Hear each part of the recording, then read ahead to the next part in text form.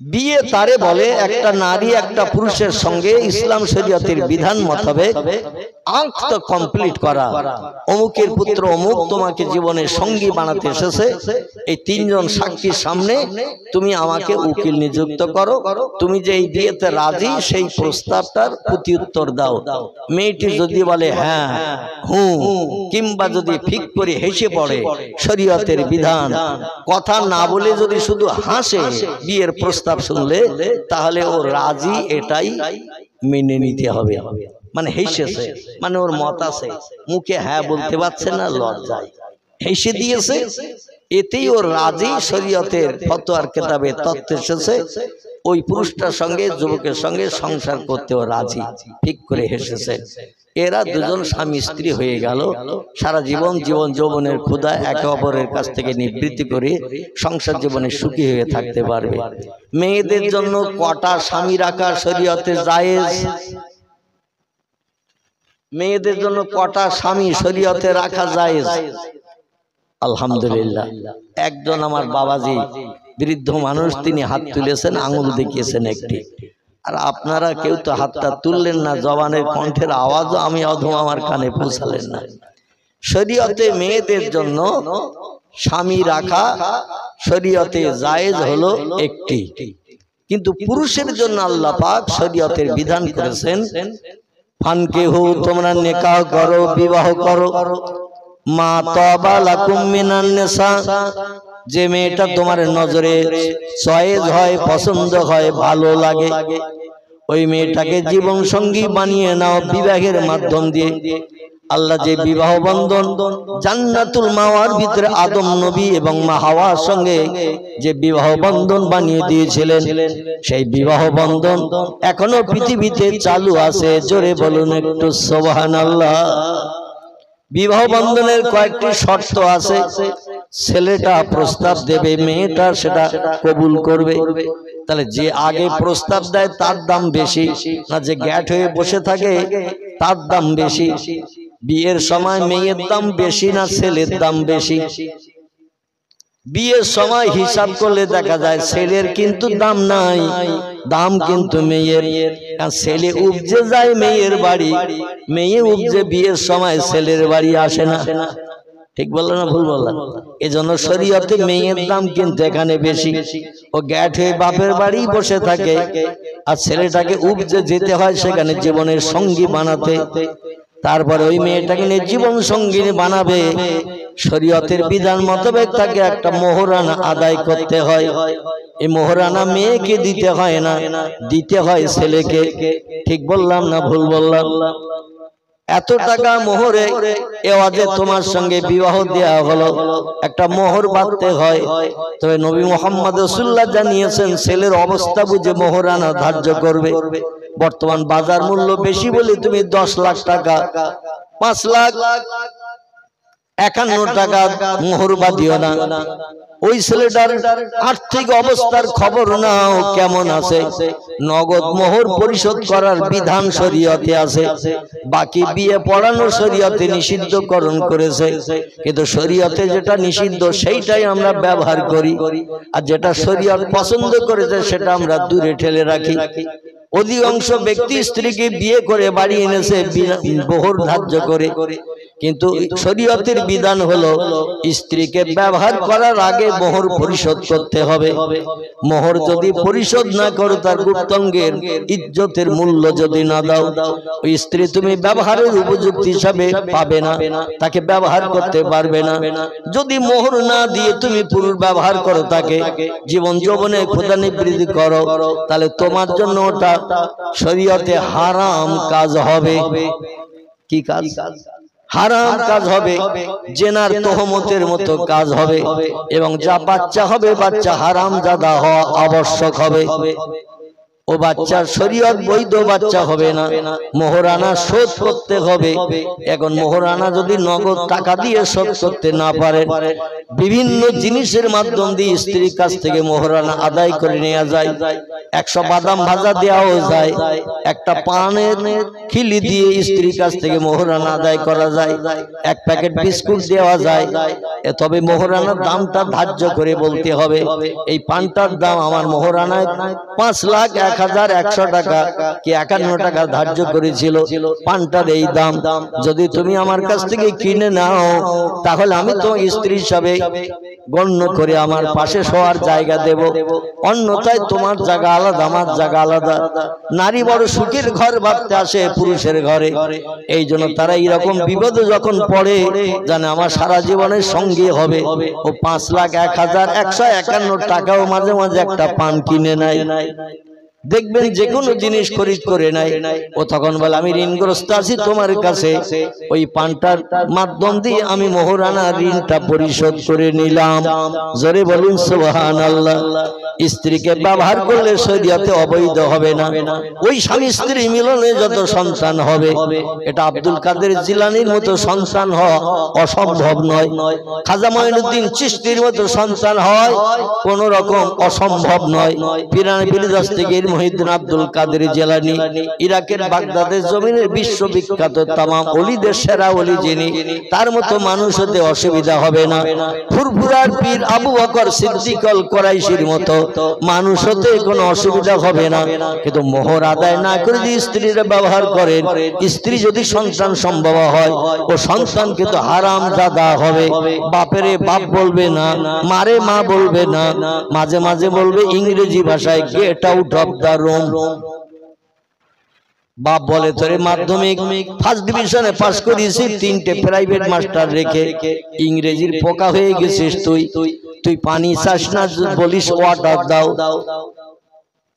বিভিন্ন ভাষায় তুই ইংরেজিতে কথা বলিস, ইংরেজির পোকা হয়ে গেছিস। তো আমারে তুই আঙুল লম্বা করে কি বলিস আমি বুঝি না। ছেলে বলে get out of the room. বাপ বলে আমি চাষিবাসী মানুষ, ইংরেজি ভালো বুঝি না, বল ইংরেজির বাংলা অর্থ কি। ছেলে তখন বলছে এই ঘর থেকে বেরিয়ে যাও, এই ঘরে তোমার আর থাকার জায়গা নাই। আমি স্টেজে আসার সময় একজন বাবাজির কাছে শুনছিলাম, সম্ভবত 4-5টি তার ছেলে, এই 4-5টি ছেলের ভিতরে ছোট ছেলেটা তার বিরুদ্ধে কেস করে দিয়েছে। অবশ্য বাড়িতে নাই, খবরে শুনলাম, সত্য মিথ্যা আপনারাই জানেন। এলাকার মানুষ বর্তমানে বাপের নামে কেস করেছে জায়গা জমি আত্মসাৎ করার জন্য। পিতা যত সময় বেঁচে থাকবে সম্পত্তি তার, ছেলেদের নামে মেয়েদের নামে লিখে দিল।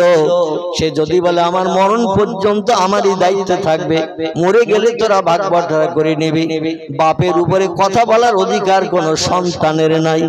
আজকে বিভিন্ন দূর রাজ্য থেকে বা দূর এমন করে জায়গায় থেকে বাবার সঙ্গে অশান্তি করছে, জায়গা জমি সব আমারে ছেড়ে দিতে হবে, দিতে হবে। নাউজুবিল্লাহি মিন জালিক। আল্লাহ কোরআনে তত্ত্ব কোট করলেন 4 পারায়, বিসমিল্লাহির রহমানির রহিম, ওয়াবুদুল্লাহ ওয়ালা তুশরিকু বিহি শাইয়্যা ওয়াবিল ওয়ালিদাইনি ইহসানা। জোরে বলুন একটু আল্লাহু আকবার, আর একটু জোরে বলুন। আল্লাহ কোরআনে 4 পারায় তত্ত্ব কোট করে দিলেন, ও সৃষ্টির শ্রেষ্ঠ জীব মানুষ, যত সৃষ্টি আমি পৃথিবীতে পাঠিয়েছি দুনিয়ার সৌন্দর্য শ্রীবৃদ্ধির জন্য, দুনিয়ার দৃশ্য দেখে তোমাদের মনোরঞ্জন করার জন্য। তাই পৃথিবীতে আমি 18,000 মখলুক সৃষ্টি পাঠিয়েছি, যাতে দুনিয়ার মোহমায় তোমরা পরিব্যাপ্ত হয়ে যাও, দুনিয়ার মোহে তোমরা পতিত হও, দুনিয়া তোমরা ছাড়তে না চাও। এইরকম সুন্দর সৌন্দর্য মণ্ডিত করার জন্য আমি 18,000 সৃষ্টি পৃথিবীতে পাঠিয়েছি। তফসিরে রুহুল বায়ান, তফসিরে মাওজিহুল কোরআন, তফসিরে বায়ানুল কোরআন, তফসিরে বাইজাবি, তফসিরে কাশফ, তফসিরে জালালুল কোরআন, তফসিরে মারিফুল কোরআন, এমন করে তফসিরে ইবনে কাসির, যত তফসিরের কিতাব আছে কোরআনের তফসিরের কিতাব, অধিকাংশ তফসিরের কিতাবে লেখকেরা একমত হয়ে লিখেছেন আল্লাহ পাক দুনিয়ার সৌন্দর্য সৃষ্টির জন্য 18,000 মখলুক সৃষ্টি পৃথিবীতে পাঠিয়েছিলেন। আর এই টোটাল সৃষ্টির ভিতরে সেরা সৃষ্টি কারা? একটু কথা বলতে হবে। টোটাল সৃষ্টির ভিতরে সেরা সৃষ্টি কারা? আল্লাহ বলেন চিন্তা করতে হবে না, আমার কোরআনকে যদি একটু ফলো করো, আরবি ভাষার কোরআনের মানে মাত্র একটু জানার যদি চেষ্টা করো, সব প্রশ্নের উত্তর আমার কোরআন থেকে পেয়ে যাবে। ফালা আলাইকা, আর কোন জিনিসের প্রয়োজন তোমাদের হবে না। মা ফাতাকা মিনহু, আমার কোরআন তোমাদের জন্য এনাফ, যথেষ্ট। কোন বিজ্ঞানের কাছে যেতে হবে না, দার্শনিকের কাছে যেতে হবে না, ইঞ্জিনিয়ারের কাছে যেতে হবে না, ডাক্তারের কাছে যেতে হবে না, মাস্টারের কাছে যেতে হবে না, ভূতত্ত্ববিদের কাছে যেতে হবে না, ঐতিহাসিকের কাছে যেতে হবে না, মৌলবীদের কাছে যেতে হবে না, থানার ওসির কাছে যেতে হবে না, প্রধানের কাছে যেতে হবে না, মেম্বারের কাছে যেতে হবে না, পাড়ার মোড়লের কাছেও যাওয়ার দরকার হবে না। আমার কোরআন তোমাদের জন্য যথেষ্ট। জোরে বলুন একটু সুবহানাল্লাহ, নারায়ে তাকবীর। সেই কোরআনে আল্লাহ তত্ত্ব কোট করে দিলেন 18,000 সৃষ্টি মখলুক যা পৃথিবীতে পাঠিয়েছে কারা শ্রেষ্ঠ যাচাই করতে গেলে তোমাদের লম্বা সময় দিতে হবে। কার গায়ে শক্তি ক্ষমতা বেশি, কার বুদ্ধি বেশি, কার জ্ঞান বেশি, কে খেতে পারে বেশি, কে বেশি দিন হায়াতে বেঁচে থাকে, এই রকম নিয়ে তোমাদের রিসার্চ করতে সময় লাগবে, হয়তো বুড়ো বয়স পর্যন্ত। আমি আল্লাহ অত সময় দিয়ে তোমাদের মগজ ঘামাতে বলি না। ও মানুষ তোমরা শোনো, আমার কোরআন পাকের শেষের দিকে একটা সূরা কোট করে দিয়েছি। সূরাটির নাম হলো সূরাতুত তিন। কি নাম বললাম? সূরাতুত তিন। এই সূরার ভিতরে আমি আল্লাহ তত্ত্ব কোট করে দিয়ে দিলাম। বিসমিল্লাহির রহমানির রহিম। লাকাদ খলাকনাল ইনসানা ফি আহসানি তাকবীম। গলা ছেড়ে বলুন আল্লাহু আকবার। আল্লাহ পাক বলছেন যত সৃষ্টি চোখে দেখতে পাও, যত সৃষ্টি চোখে দেখতে পাও না, সব সৃষ্টির ভিতরে আমি সেরা করে বানিয়েছি ইনসান জাতিকে। আরবিতে আল্লাহ বলছেন ইনসান, ইংরেজি নাম এর হলো ম্যান, বাংলায় থেকে বলা হয় মানুষ। আল্লাহ বলছেন মানুষ জাতিকে সমস্ত সৃষ্টির ভিতরে সেরা করে বানিয়েছি। আচ্ছা, এবার আপনাদের কাছে জিজ্ঞাসাবাদ করি, মানুষের গায়ে শক্তি ক্ষমতা বেশি না বাঘের গায়ে শক্তি ক্ষমতা বেশি? মানুষের গায়ে শক্তি ক্ষমতা বেশি না সিংহর গায়ে শক্তি ক্ষমতা বেশি? মানুষের গায়ে শক্তি ক্ষমতা বেশি না হাতির গায়ে শক্তি ক্ষমতা বেশি? আমার ভাইরা, পাখির ভিতরে একটা ছোট্ট পাখি আছে, নাম তার বাবুই পাখি। এই বাবুই পাখি দেখবেন নিজেরাই বাসা বানায় তাল গাছের পাতায়, খেজুর গাছের পাতায়। এখনো পর্যন্ত বিজ্ঞানীরা রিসার্চ করে, গবেষণা করে অনেক যন্ত্রপাতি বানিয়ে মানুষের মুখে হাসি ফুটিয়ে দিয়েছে, কিন্তু কিয়ামত পর্যন্ত চেষ্টা করলো এই বাবুই পাখির ব্রেনের কাছে ওদের ব্রেন খাটাতে পারবে না।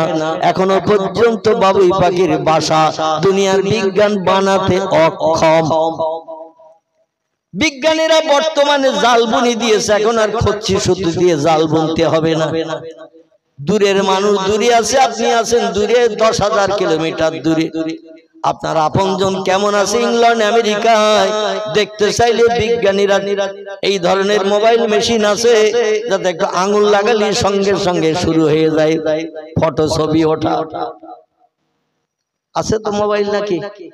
এই ধরনের একটু বড় মোবাইল, টাচ মোবাইল যারে বলা হয়, একটু আঙুলে টাচ করলেই সঙ্গে সঙ্গে প্রথম বেরিয়ে যায় মনের মানুষ। কিসের মানুষ বললাম? মনের মানুষ, যার সঙ্গে এখনো বিয়ে শাদী হয়নি, অবৈধ প্রেম আলাপ চলছে, আগামীতে হবে। কোথায় কোন জায়গায়, তেঁতুল তলায়, আমরা তলায় যে কথা বলতে হবে, এ অ্যাকশন হতে চলে। রাতের বেলা নারী পুরুষ দুজন কম্বল মুড়ি দিয়ে শীতকালে সারা রাত অ্যাকশন চালায়। সকালবেলা ঘুম থেকে উঠলে মেয়েটার চোখ কোকিলের মতো লাল, ছেলেটার চোখও কোকিলের মতো লাল। কোকিলের চোখ দেখেছেন তো? কাকের মতন তো নাকি? কোকিলের চোখ দেখবেন একটু লাল টকটকে মার্কা। সারা রাত ঘুমায়নি, চোখ হয়েছে কোকিলের মতো লাল। অবশ্য মঠ বাড়ির ছেলেরা জীবনে রাতে মোবাইল ব্যবহার করে না। এরা কম্বলের ভিতরে ঢুকায়ও না, মেয়েরাও ঢুকায়ও না, ছেলেরাও ঢুকায় না।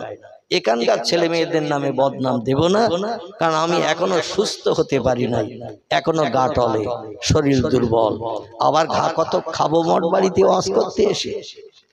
কালকে তো প্রোগ্রাম ক্যান্সেল হয়ে যাবে, মিস হয়ে যাবে। এই জন্য যখন যে এলাকায় যাই সে এলাকার লোকের নামে আমি বদনাম দেইনি, তাদের খুব ভালো বলি, যাতে তারা অ্যাকশন করতে না আসে। আমার ভাইরা একটু বিচার বিবেচনা করবেন। আল্লাহ পাক বললেন, ওমা উতিতুম মিনাল ইলমি ইল্লা কালিলা। ও মানুষ, যে জ্ঞানে জ্ঞানান্বিত হয়ে তোমরা পৃথিবী বিজয় করেছো, দুনিয়ার সব দেশের মানুষের মুখে হাসি ফুটিয়েছো, দুর্লভ জিনিসগুলো বানিয়ে দিয়ে পৃথিবীর মানুষের সহজ সরল কাজকর্ম করার সুযোগ করে দিয়ে দিয়েছো।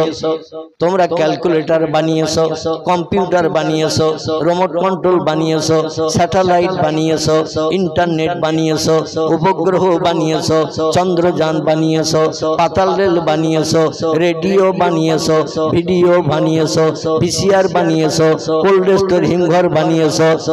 এমন করে তোমরা বানাতে বানাতে এক মেশিন জানিয়ে দিয়েছো, দুনিয়ার সিনেমা হলগুলো পর্যন্ত অকেজ করে দিয়েছে। বর্তমানে আমাদের বসিরহাটে 3টি বড় বড় সিনেমা হল ছিল। এই টাচ মোবাইল বিজ্ঞান যখন বার করে দিল, এখন আর সিনেমা হলে যুবক যুবতীর যাওয়ার কোনো দরকার নাই। 3টি সিনেমা হলে 2টি তো মালিক ভেঙে হাতুড়ি দিয়ে গুড়িয়ে দিয়ে দিয়েছে। একটা ইসামাজ নদীর দিকে কাত হয়ে আছে, গাছের ফল ঝোলা মতো। কখন কোন দিন সাগরে ডুব দেবে, ইসামতি নদীতে ডুব দেবে, সে অপেক্ষায় বসিরহাটের মানুষ তাকিয়ে রয়েছে। এই হলটির নাম হলো মিলনী হল, আর 2টি, একটার নাম ফাল্গুনী, একটার নাম দেবযানী। 2টা সিনেমা হল মালিকেরা গুড়িয়ে ভেঙে দিয়েছে। কারণ এখন মানুষ আর সিনেমা হলে ফটো দেখতে যায় না, ছবি দেখতে যায় না, পকেটে হাত দিলে সিনেমা হল বেরিয়ে যায়। এর নাম হলো মোবাইল মেশিন। ঠিক বললাম না ভুল বললাম? মোবাইল মেশিনের মাধ্যম দিয়ে তাম বিশ্ব বিজয় করে দিয়েছে বিজ্ঞানীরা, মানুষের মুখে হাসি ফুটিয়েছে। তাই বলে কি বিজ্ঞানীরা আমার আল্লাহর উপরে জ্ঞানী নাকি? আল্লাহর উপরে জ্ঞানী, আল্লাহর উপরে শক্তিশালী, আল্লাহর উপরে ক্ষমতাবান, আল্লাহর থেকে বেশি দিন তারা হায়াতে বেঁচে থাকবেন বলে মনে হয়? থাকবে নাকি? আসুন টুকটুক করে একটু তথ্যের দিকে এগিয়ে যাই। অসুবিধা হচ্ছে না তো আপনাদের? আমি একটু কোরআনের কথা বলছি, কারণ এই মাদ্রাসায় কোরআন শরীফ পড়ানো হয়। কেন মাদ্রাসায় কোরআন শরীফ পড়ানো হয়? ছেলে মেয়েদের কেন পড়াতে হবে? কোরআন আমাদের কি উপকার করবে? একটু সময় দেন, আমি আস্তে আস্তে এবার দানা ছড়ানো শুরু করব। আল্লাহ যাতে কোরআনের মহব্বত, ভালোবাসা আমাদের প্রত্যেকের হৃদয় অন্তরে গাঢ়তর তৈরি করে দেয়। সকলে বলুন আমিন। আল্লাহ বলছেন, ওমা উতিতুম মিনাল ইলমি ইল্লা কালিলা। ও মানুষ, যত হাজার রকম যন্ত্র মেশিন তোমরা বানিয়ে মানুষের মুখে হাসি ফুটাও না কেন, তোমরা জ্ঞানের মাধ্যম দিয়ে বিশ্ব জয় করেছো। সাগরের পানির তলায় কি আছে তাও দেখিয়ে দিচ্ছ মানুষকে। বর্তমান আটলান্টিক মহাসাগরের গভীরতা হলো 14,500 ফুট। 14,500 ফুট শুধু পানি, তার তলায় মাটি, উপরে মেশিন ধরেছে পানির উপরে। 14,500 ফুট পানি ভেদ করে সাগরের তলায় কি আছে বিজ্ঞানের সেটাও এই যুগের মানুষকে, 21শ শতাব্দীর যুগের মানুষকে দেখিয়ে দিচ্ছে। আমার ভাইরা, পৃথিবীর বিজ্ঞানীরা মাটি খুঁড়তে খুঁড়তে এমন করে 2200 ফুটের মতো মাটি খুঁড়তে খুঁড়তে তলা পর্যন্ত চলে যেয়ে সেখানে যে থমকে দাঁড়িয়ে গেছে। তার তলায় যাওয়ার আর কোনো লাইন পেল না। তলায় যে দেখলো ইস্পাত, বিশেষ করে আমাদের ভিতরে স্টিল ধরনের যে সমস্ত জিনিস এখন পাওয়া যায়, এরকম স্টিল মার্কার জিনিসের পাত দিয়ে আটকানো রয়েছে, যে মেশিন দিয়ে খুঁড়ছে মাটি রাশিয়ার দেশে, পৃথিবীতে এমন করে জাপানের দেশে, তলা পর্যন্ত যে সেখানে থমকে গেছে, আর তলায় যেতে পারছে না। আল্লাহ বলল, আমার জ্ঞানের উপরে তোমরা যেতে পারবে না, আমার কর্তৃত্বের উপরে যাওয়ার ক্ষমতা কিয়ামত পর্যন্ত তোমাদের হবে না, হবে না, হবে না। আর তোমাদের মগজের জ্ঞান আর আমি আল্লাহ আমার জ্ঞান কতটা একটু শুনে নাও। ও মানুষ বানিয়েছে আমি তোমাদের, পৃথিবীতে আমি পাঠিয়েছি তোমাদের, তোমাদের মগজের জ্ঞান কতটা একটু শোনো। ওমা উতীতুম মিনাল ইলমি ইল্লা কালিলা, তোমাদের মগজের জ্ঞান আমি আল্লাহ আমার জ্ঞানের কাছে সামান্যতম একটুখানি, ইল্লা কালিলা, একটুখানি জ্ঞান তোমাদের দিয়েছি। সেই জ্ঞানের মাধ্যম দিয়ে হাজারো যন্ত্রপাতি মেশিন বানাতে উদ্যত হয়েছে। বানানোর মূল কারণ হলো কোরআনের 22 পারার শেষে আল্লাহ একটা সূরা কোট করে দিয়ে দিয়েছেন। সূরাটির নাম হলো সূরাতুল ইয়াসিন। কি নাম বললাম? সূরা ইয়াসিন। তিরমিজি শরীফের হাদিস, নাসাই শরীফের হাদিস। আল্লাহ নবী বলছেন, মানুষ মরণের সময় একটা রোগে আক্রান্ত হয়, এই রোগ থেকে নিষ্কৃতির ব্যবস্থা পৃথিবীর কোন দেশের ডাক্তারেরা করতে পারেনি এবং কিয়ামত পর্যন্ত করতে পারবে না। সেটা মরণের সময় একটা জাকান্দানি কষ্ট হয়। নবী হাদিস শরীফে জানিয়েছেন, সাকারাতুল মাউতে হাক্কুন, মৃত্যুর যন্ত্রণা হলো সত্য। কোন ব্যক্তি মৃত্যুর যন্ত্রণা থেকে নিষ্কৃতি পেতে পারবে না। যদি কেউ মৃত্যুর যন্ত্রণা থেকে রেহাই পেত, তাহলে আমি মুহাম্মদুর রাসূলুল্লাহ মৃত্যুর যন্ত্রণা থেকে রেহাই পেতাম। কারণ আল্লাহ হাদিসে কুদসির ভিতরে পয়গম্বর জানাচ্ছেন, আল্লাহ সরাসরি আমারে তথ্য দিয়ে জানিয়েছেন, ও আমার হাবিব আপনি শুনে নিন, আপনার উম্মতদের জানিয়ে দিয়ে দিন, আমি আল্লাহ পাক রব্বুল আলামিন আপনারে না বানালে লাউলাকা লামা খলাকতুল আফলাক। এটাকে হাদিসে কুদসি বলা হয়। জিবরিল আমিন মারফত কথাগুলো এনে নবীজি দিয়েছেন। এটা হলো সাবিক হাদিস, আর সরাসরি আল্লাহর তরফ থেকে নবীজি শুনেছেন, একে বলা হয় হাদিসে কুদসি। আল্লাহ হাদিসে কুদসিতে বিশ্ব নবীকে জানাচ্ছেন সরাসরি, লাউলাকা লামা খলাকতুল আফলাক, আমি সৃষ্টির পূর্বে যদি আপনারে না বানাতাম, তাহলে কোন সৃষ্টি আমি পরবর্তীতে বানাতাম না।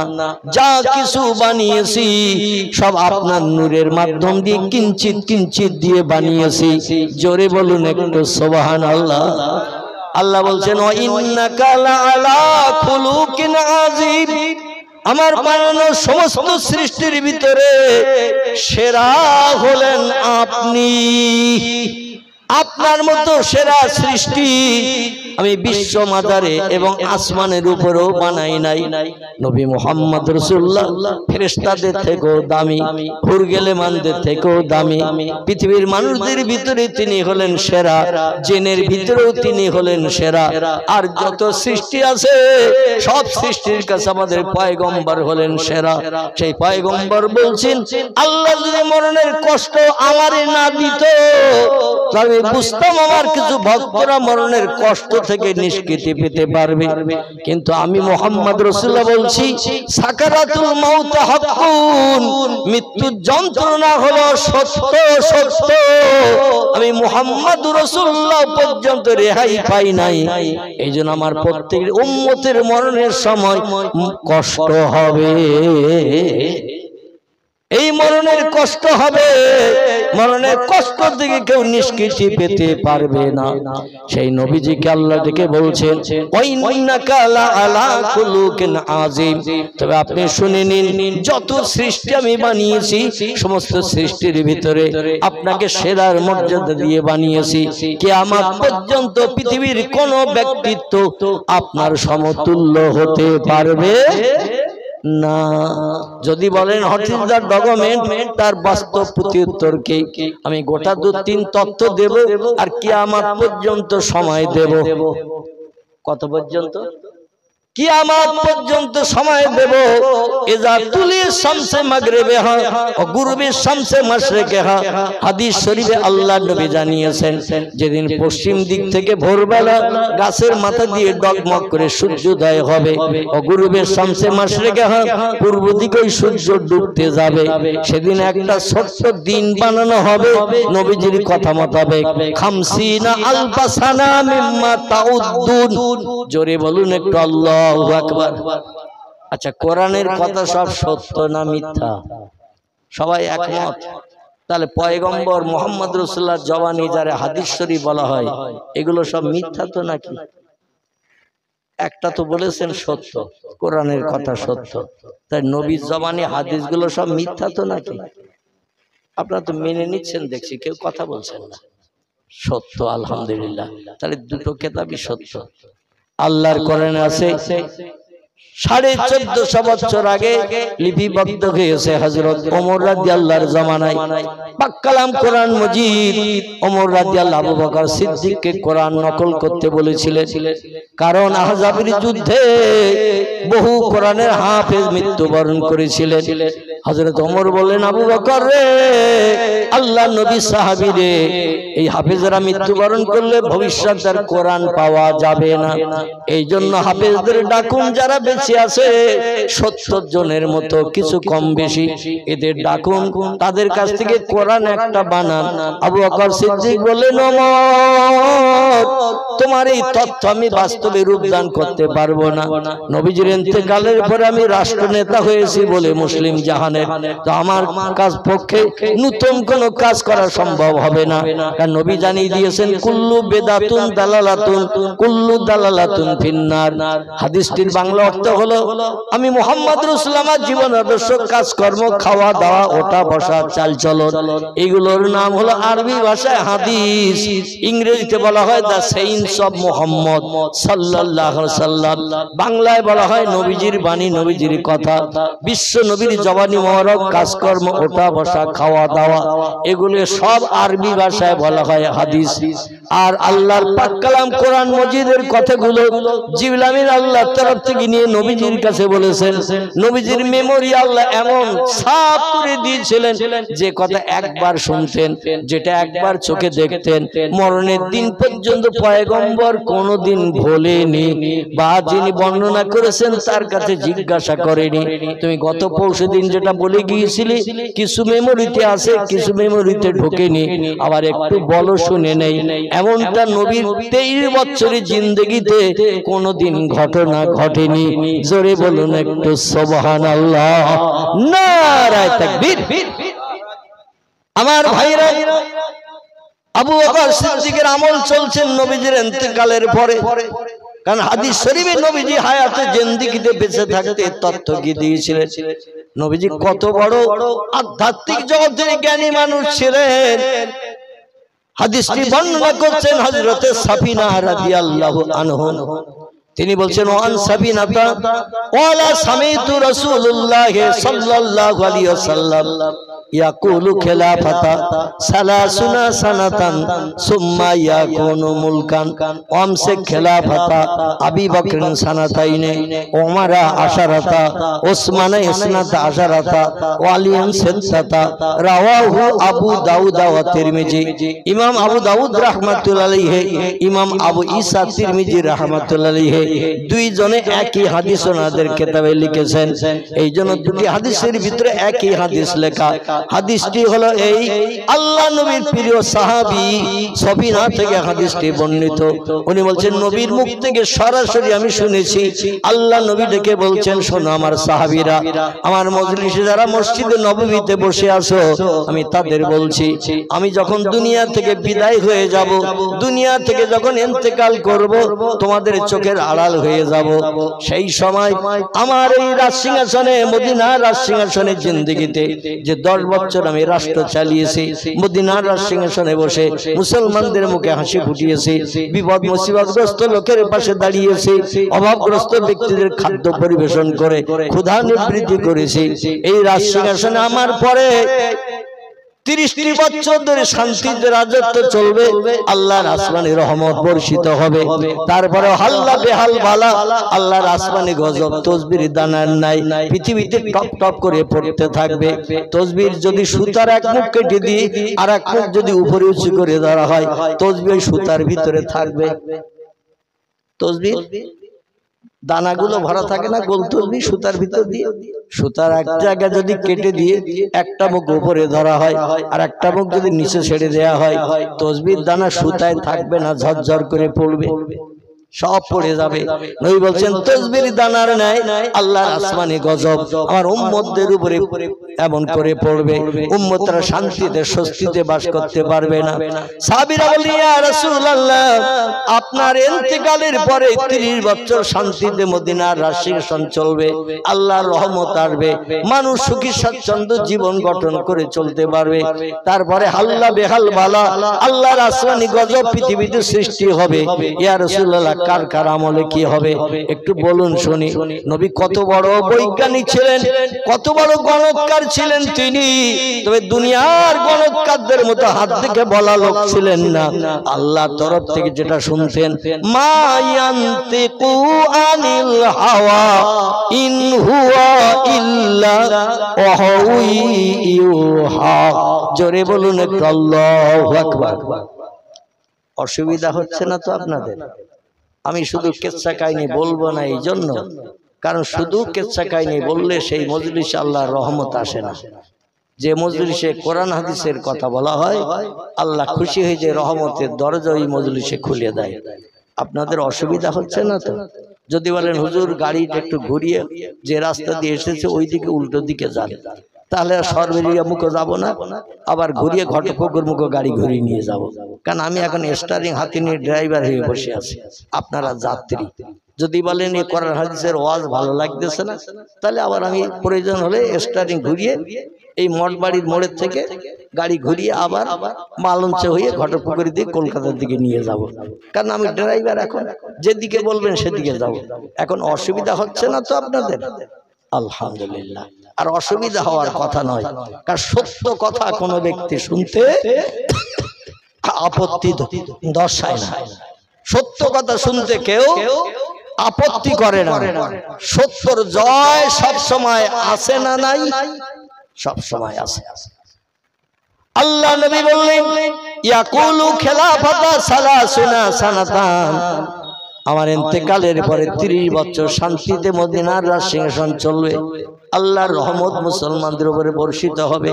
সুম্মা ইয়াকুনু মুলকান, তারপরে রাজার ছেলে রাজা হবে, বাদশা ছেলে বাদশা হবে, অযোগ্য ব্যক্তি রাজসিংহাসনে বসবে। আল্লাহ পাক খুশি হয়ে যায় আসমানি গজব আমার উম্মতের উপরে নিক্ষেপ করবে। জোরে বলুন একটু নাউজুবিল্লাহ।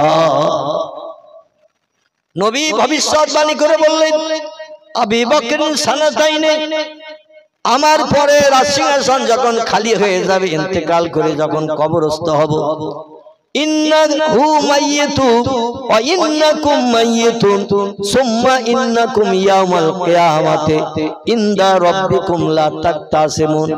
আল্লাহ পাক বলেছেন ইন্নাকা মাইয়িতুন ওয়া ইন্নাকুম মাইয়িতুন সুম্মা ইন্নাকুম ইয়াউমাল কিয়ামাতি ইনদা রাব্বিকুম লা তাকতাসিমুন।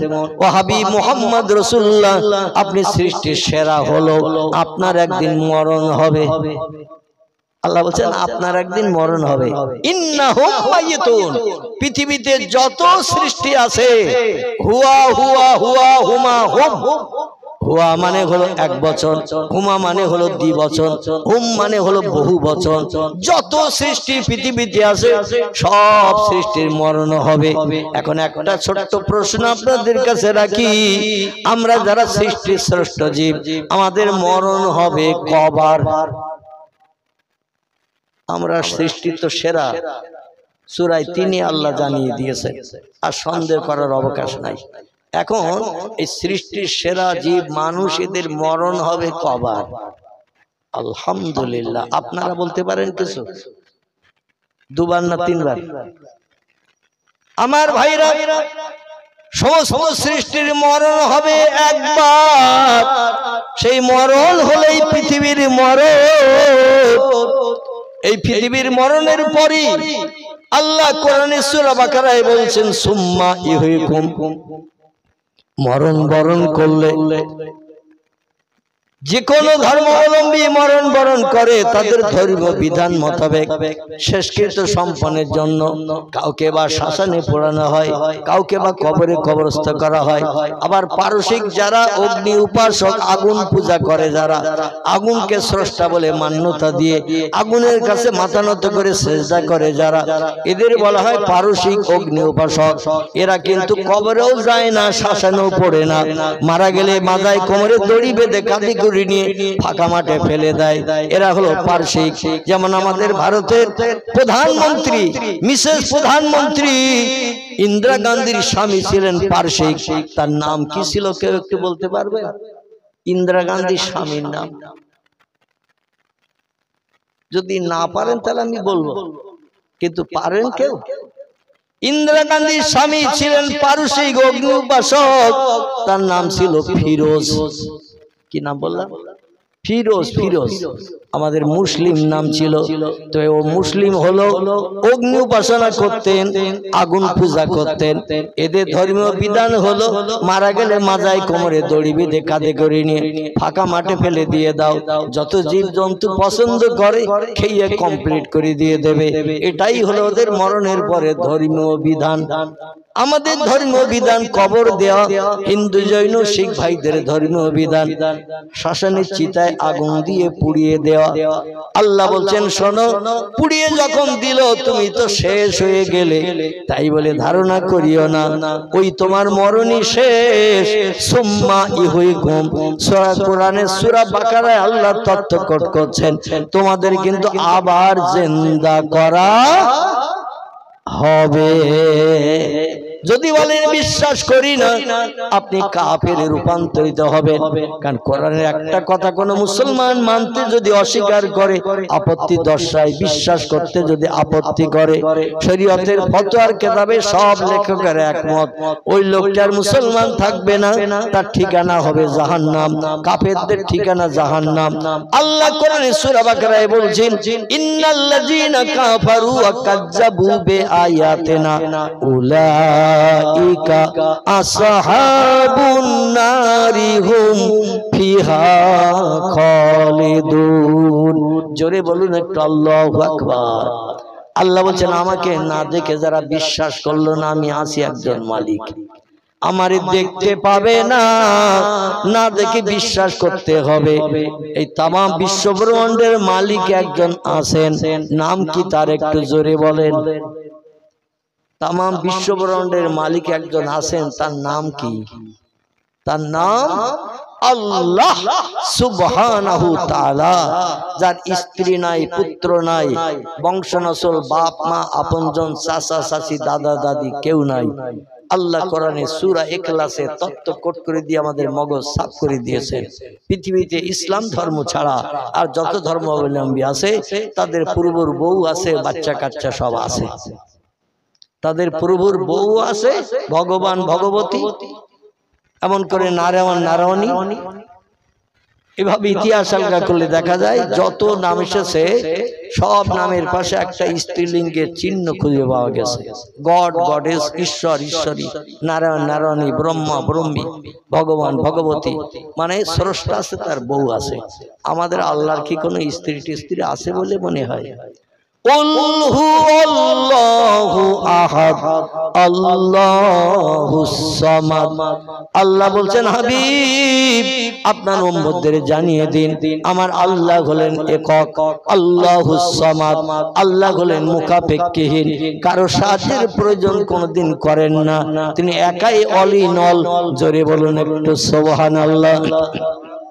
লাম ইয়ালিদ, তার কোন সন্তানাদি নাই, ওয়ালাম ইউলাদ, আমাদের মতো তিনি কারো পেট থেকে জন্মগ্রহণ করেন নাই। তিনি অতীতে ছিলেন একা, বর্তমানে আছেন একা, ভবিষ্যতেও থাকবেন একা, ওয়ালাম ইয়াকুল লাহু কুফুয়ান আহাদ, সব সৃষ্টির নেতৃত্ব তারই হাতে। জোরে বলুন একটু আমিন। সেই খোদার কসম, এই বিশ্বাসটা যদি আপনি হৃদয়ের ভিতরে পোক্ত করে রাখেন, আপনি হলেন ঈমানদার। একদিন না একদিন আপনার জন্য আল্লাহর জান্নাত হালাল হয়ে যাবে, কোনো সন্দেহ নাই। এই বিশ্বাসটা যদি হৃদয়ে পোক্ত করে আমল করে রেখে দিয়ে দেন, আমার ভাইরা, নবী বললেন আবু বকরের সানাতাইনে, আমার ইন্তেকালের পরে সাহাবীদের ভিতরে সব থেকে ভালো মানুষ হিসাবে বিবেচিত হবেন যিনি, তার নাম হলো আবু কুহাফার বেটা, নাম তার আবু বকর সিদ্দিক। সমস্ত মদিনার সাহাবায়ে কেরাম ঈমানদার মুমিন মুসলমানদের ভিতরে সব থেকে দামি ব্যক্তিত্ব হিসাবে বিবেচিত হবেন যিনি, নাম তার আবু বকর। আল্লাহ নবী হায়াতে জিন্দেগিতে বলেছেন, আমি মুহাম্মদ রাসূলুল্লাহ আমাকে বাদ দিয়ে আমার মুহাব্বতের সাহাবী আমার শ্বশুর মশাই আবু বকরের নেকি সব সৎ কাজগুলো দাড়ি পাল্লার একদিকে যদি চাপানো হয়, আর একটা দিক যেটা খালি, দাড়ি পাল্লা দুটি পাল্লা দুই দিকে থাকে না, থাকে না? যে কোনো মালটাল মাপতে গেলে, দাড়ি পাল্লায় ওজন করতে গেলে দুই দিকে দুটো পাল্লা থাকে, তো একদিকে বাটকারা আর একদিকে মাল দিয়ে ওজন করা হয়। আল্লাহ নবী বলছেন আবু বকর সিদ্দিকের সৎ কাজ নেকি সবগুলো দাড়ি পাল্লার একদিকে যদি চাপানো হয়, তারপরে হযরতে ওমর, ওসমান, আলী, আব্দুর রহমান বিন আওফ, জুবাইর বিন আওম, সাদ বিন আবি ওয়াক্কাস, হযরতে তালহা, হযরতে সাদ বিন মুআজ, এভাবে আবু উবাইদা বিন জাররাহ দুনিয়ায় বেঁচে থাকতে যারা জান্নাতের সার্টিফিকেট পেয়েছিলেন, অতি উচ্চতার আমল করার কারণে, এই বাচ্চারা বাপ চুপ করবা, এই কথা বল, অতি উচ্চ র্যাঙ্কে আমল করেছিলেন যারা, নারায়ে তাকবীর, একটু জোরে আওয়াজ তোলেন, নারায়ে তাকবীর। সিলসিলায়ে হক ফুরফুরা শরীফ, সিলসিলায়ে হক ফুরফুরা শরীফ, আগত মুজাদ্দিদ জামানের আওলাদ, আগত মুজাদ্দিদ জামানের আওলাদ জনাব পীর সাহেব হুজুর কিবলা, জনাব পীর সাহেব হুজুর কিবলা, নারায়ে তাকবীর, নারায়ে তাকবীর। প্রাণ ভরে কলেমার জিকির, লা ইলাহা ইল্লাল্লাহ, লা ইলাহা, লা ইলাহা ইল্লাল্লাহ মুহাম্মাদুর রাসূলুল্লাহ। কাক ডাকে কাকা রবে, কাক ডাকে কাকা রবে, কোকিলের স্বর মধুর লাগে, ডাকে সেই হেমন্তের হাওয়ায়, আল্লাহ ছাড়া মাবুদ নাই, বলো লা ইলাহা ইল্লাল্লাহ, লা ইলাহা, লা ইলাহা ইল্লাল্লাহ মুহাম্মাদুর রাসূলুল্লাহ। নবী ও বকর গারে সুরে, নবী ও বকর গারে সুরে, সেই নামের ওই জিকির করে, তাই না দেখে মাকড় সাথী জাল বুনিয়া যায়, কবুতর এসে পাশে বসে স্মরণ করে, তাই বলো লা ইলাহা ইল্লাল্লাহ, লা ইলাহা, লা ইলাহা ইল্লাল্লাহ মুহাম্মাদুর রাসূলুল্লাহ। হুজুর আসছেন তো নাকি? উনি এসে বললেন যে হুজুর আসছে তাকবীর দিতে। আল্লাহু আকবার। যাই হোক, একটা উড়ো খবর আমাকে দেয়া হলো, যার কারণে আমি আপনাদের নিয়ে আল্লাহর একত্ববাদের ভাষা পবিত্র কালেমা শরীফের জপ কয়েকবার একটু করে নিলাম। কিন্তু হুজুরের আগমন না দেখার কারণে জিজ্ঞাসা করলাম, ওনারা বলছেন না, হুজুর বিশ্রাম নিচ্ছেন, এখন আসছেন না। তাহলে উড়ো খবরটা হঠাৎ আসলো, মানে নিয়ে আসলো কে? আল্লাহু আ'লামু বিমুরাদিহি। যাই হোক, আমি একটু কোরআনের মর্যাদা সম্পর্কে আলোচনা করার উদ্দেশ্যে পাক কালাম কোরআন মজিদ থেকে ছোট্ট ছোট্ট 3টে আয়াত শরীফ পূর্বে রেখেছিলাম। সে আয়াতের দিকে এখনো যেতে পারি নাই। মানে কোরআন যে সত্য ধর্মগ্রন্থ, আল্লাহ কোরআনের শুরুতে ইন্ট্রোডাকশন, সূচনা ভূমিকাতে জানিয়েছেন, যালিকাল কিতাবু লা রাইবা ফীহি। আয়াতটির বাংলা অর্থ হলো ওই কিতাব। জালিকা শব্দের বাংলা অর্থ হলো ওই, হাজা মানে হলো এই। কোরআন এখন আমাদের কাছে না দূরে? একটু কথা বলেন। কাছে, কিন্তু এখানে হাজাল কোরআন বললে ভালো হতো, কিন্তু এখানে বলা হয়েছে জালিকাল কিতাব, ওই কিতাব। ওই কিতাব বলতে এটাই বোঝায় যেটা পূর্বে লৌহে মাহফুজে আরশ পাকের উপরে আল্লাহ সংরক্ষিত করে রেখেছিলেন আদম নবী আলাইহিস সালাম পৃথিবীতে আসার বহু বহু কাল পূর্বে। জোরে বলুন সুবহানাল্লাহ। পৃথিবীতে 1,24,000 মতান্তরে 2,24,000 পয়গম্বরের আগমন হয়েছে পৃথিবীতে। কোন পয়গম্বরের উম্মতের কল্যাণের জন্য, উপকারের জন্য আল্লাহ লৌহে মাহফুজে সংরক্ষিত কোরআন পৃথিবীতে পাঠান নাই। কোরআন বানিয়ে রেখে দিয়েছেন আল্লাহর বাণী, কালামুল্লাহ, যাকে আরবি ভাষা বলা হয়। কালামুল্লাহ শব্দের বাংলা অর্থ হলো আল্লাহর কালাম, আল্লাহর বাণী। এই বাণীকে সংরক্ষণ করে রেখেছিলেন অতীতকালে সব পয়গম্বর পৃথিবীতে আসার আগে। কোন পয়গম্বরের উম্মতের উপকারের জন্য কোরআন পাঠান নাই, কারণ আল্লাহ সৃষ্টির ভিতরে যারে সেরা করে বানিয়েছেন তার উম্মতেরা কিয়ামত পর্যন্ত ওই কিতাব প্রাপ্ত হলে আর কোনদিন কারো কাছে সমস্যা জানানোর জন্য যেতে হবে না। তাই জোরে বলুন সুবহানাল্লাহ। সেই খোদার কসম খেয়ে বলি, কোরআনকে যদি ফলো করি, কোরআনকে যদি আমল করি, কোরআনের মান্যতা যদি জীবনের সঙ্গে প্রতিফলিত করি, জীবনে কোনদিন কারো কাছে যেতে হবে না, সাহায্য চাইতে হবে না। কোরআন আমাদের জন্য এনাফ, যথেষ্ট হয়ে যাবে। জোরে বলুন একটু আমিন। এখন টুক করে আপনারা প্রশ্ন করতে পারেন, হুজুর ক্যান্সার হলে, টিউমার হলে, স্ট্রোক হলে, প্লেগ হলে, কঠিন কঠিন রোগ, এমন করে কিছুদিন আগে 2020 সালের দিকে নতুন একটা রোগ এসেছিল, নাম ছিল তার কি? নতুন রোগ করোনা। করোনা না, করোনা। করোনা রোগ মানে এত কঠিন রোগ আল্লাহ দিয়েছিলেন, মানুষের নিঃশ্বাস যদি আপনার নাকে লাগে ও রোগ আপনারে ধরবে। কারে গায়ে হাত দিল ছোঁয়াচে রোগ আপনারে ধরবে। বাপ মারা গেলে ছেলে কবর দিতে যায় না, ছেলে মারা গেলে বাপ মাও তার ধারে পাশে ঘাসে না। হসপিটালে মারা গেছে, খবর দিলে বলে হসপিটালের কর্তৃপক্ষ যা পারে করুক, আমরা লাশ নিয়ে বাড়ি এসে কবর দিতে দিয়ে বাড়ি শুদ্ধ সব মরবো নাকি? এই সমস্ত কঠিন রোগগুলো দেন কে? কে দেন? আল্লাহ বলছেন বিমা কাসাবাত আইদিন নাস। খুব সংক্ষেপ করে বলি, ও বান্দা বান্দি, তোমরা যা কামাই করো সেটাই হলো তোমাদের কামাইয়ের ফসল। দুনিয়ায় যেমন কাজ করবে তেমন প্রতিদান পাবে।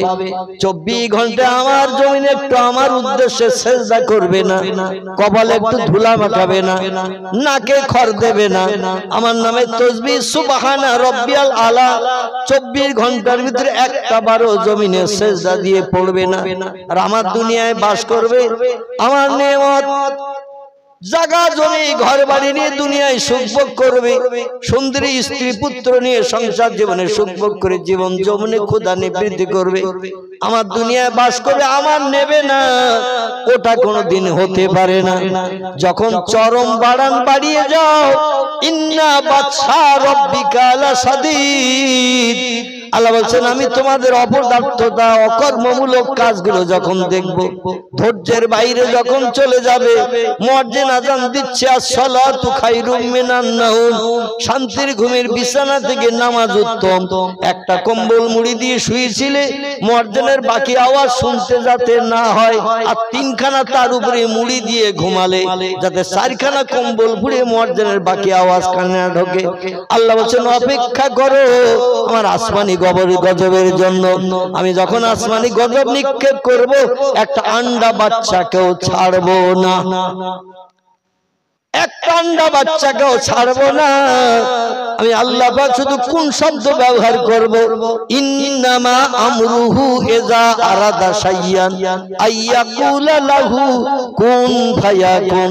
আল্লাহ বলেন যখন আমি কোনো বিষয় কোনো হুকুম করি, ইযা আরাদা শাইয়ান, কোনো কিছু তৈরি করার ইচ্ছা প্রকাশ করি, আইয়াকুলা লাহু, আমার জবান দিয়ে শুধু একটু বলি, কুন হ ফায়াকুন, সঙ্গে সঙ্গে সেটা হয়ে যায়।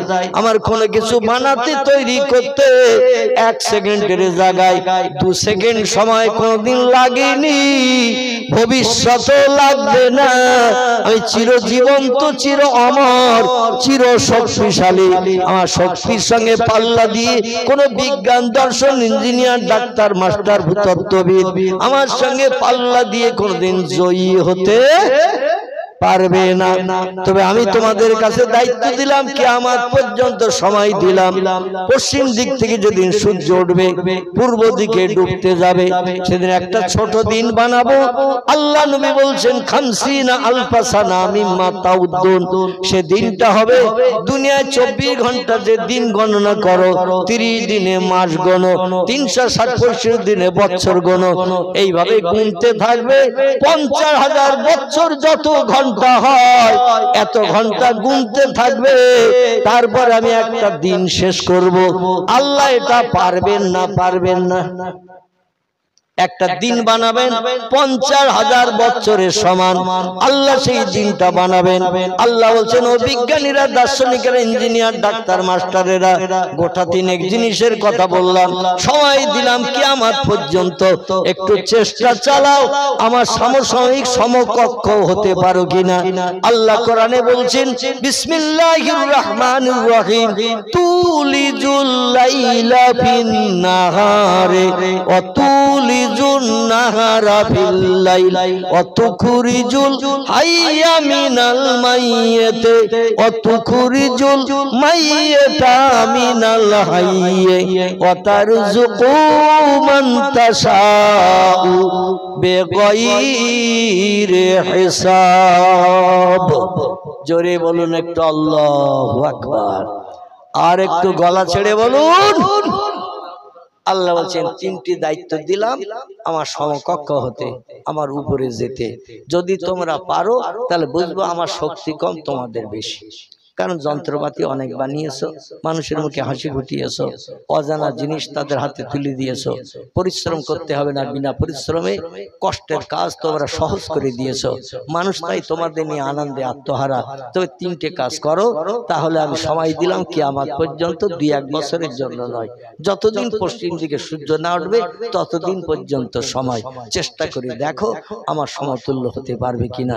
বিজ্ঞানীরা যদি কিয়ামত পর্যন্তই সময় আল্লাহ দিলে আর কিয়ামত পর্যন্ত যদি চেষ্টা চালায়, আল্লাহর সঙ্গে পাল্লা দিয়ে সমান সমান হতে পারবে বলে মনে হয় তো? নাকি পারবে না? কিয়ামত পর্যন্ত সবাই আরো কত যন্ত্র মেশিন বানাবে। এই তো কিছুদিন আগে পত্রিকায় তথ্য দিল, কোরআন পাকের 12 পারায় একটু সূরা কট করা হয়েছে। সূরাটির নাম হলো সূরাতুল ইউসুফ। নাম শুনেছেন?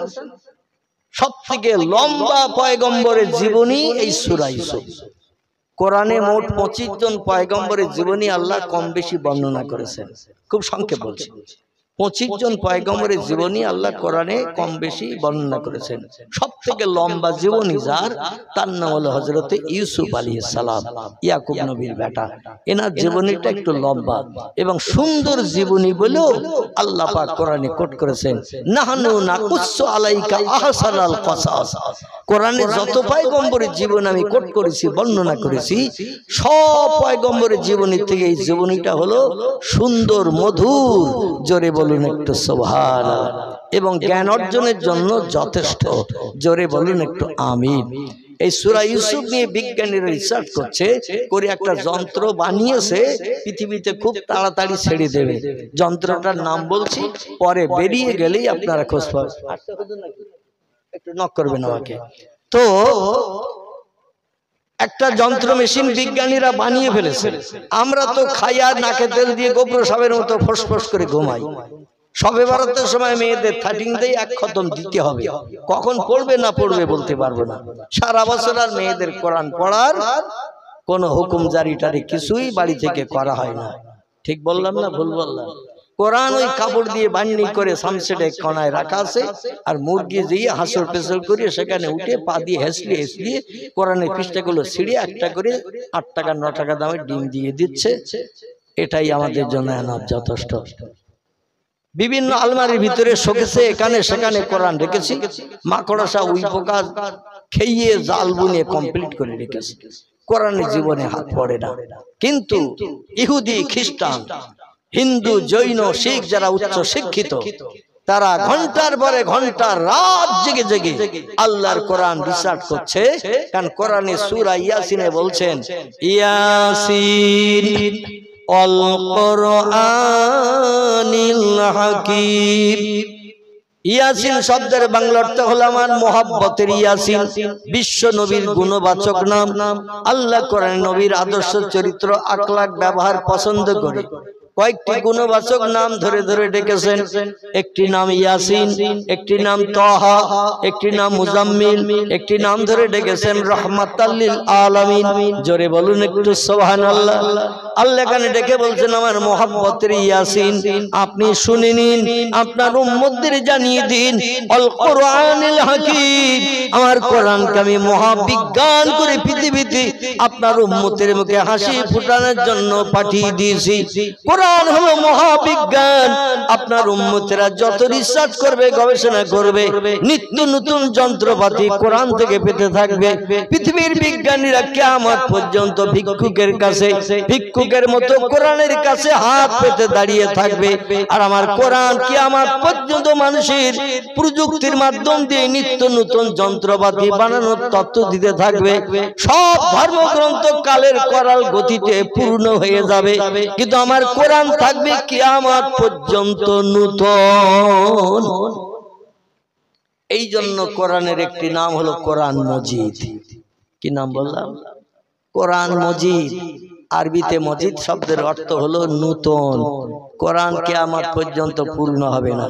পূর্ণ হয়ে গেছে বেদ, পূর্ণ হয়ে গেছে পুরাণ, পূর্ণ হয়ে গেছে গীতা, পূর্ণ হয়ে গেছে ভগবত, পূর্ণ হয়ে গেছে রামায়ণ, পূর্ণ হয়ে গেছে মহাভারত, পূর্ণ হয়েছে জিন্দাবাস্তা, পূর্ণ হয়েছে গ্রন্থ সাহেব, পূর্ণ হয়েছে মনুসংহিতা, পূর্ণ হয়েছে উপনিষদ, পূর্ণ হয়েছে তৌরীত, পূর্ণ হয়েছে জবুর, পূর্ণ হয়েছে ইনজিল। মানুষ আর এখন ওই ধর্মগ্রন্থে হাত দেয় না, কিন্তু দৈনন্দিন কোরআনের ঘায় কয়েক লক্ষ মানুষ দৈনন্দিন কোরআনের গায়ে হাত লাগায়। জোরে বলুন একটু সুবহানাল্লাহ। 100, 200, 500, 1000, 2000 নয়, কয়েক লক্ষ মানুষ প্রতিদিন এই কোরআনের গায়ে হাত লাগায়। কারণ বর্তমান পৃথিবীতে 256টির মতো দেশ বর্তমান বিদ্যমান। 256টি দেশেই মুসলমান বাস করে।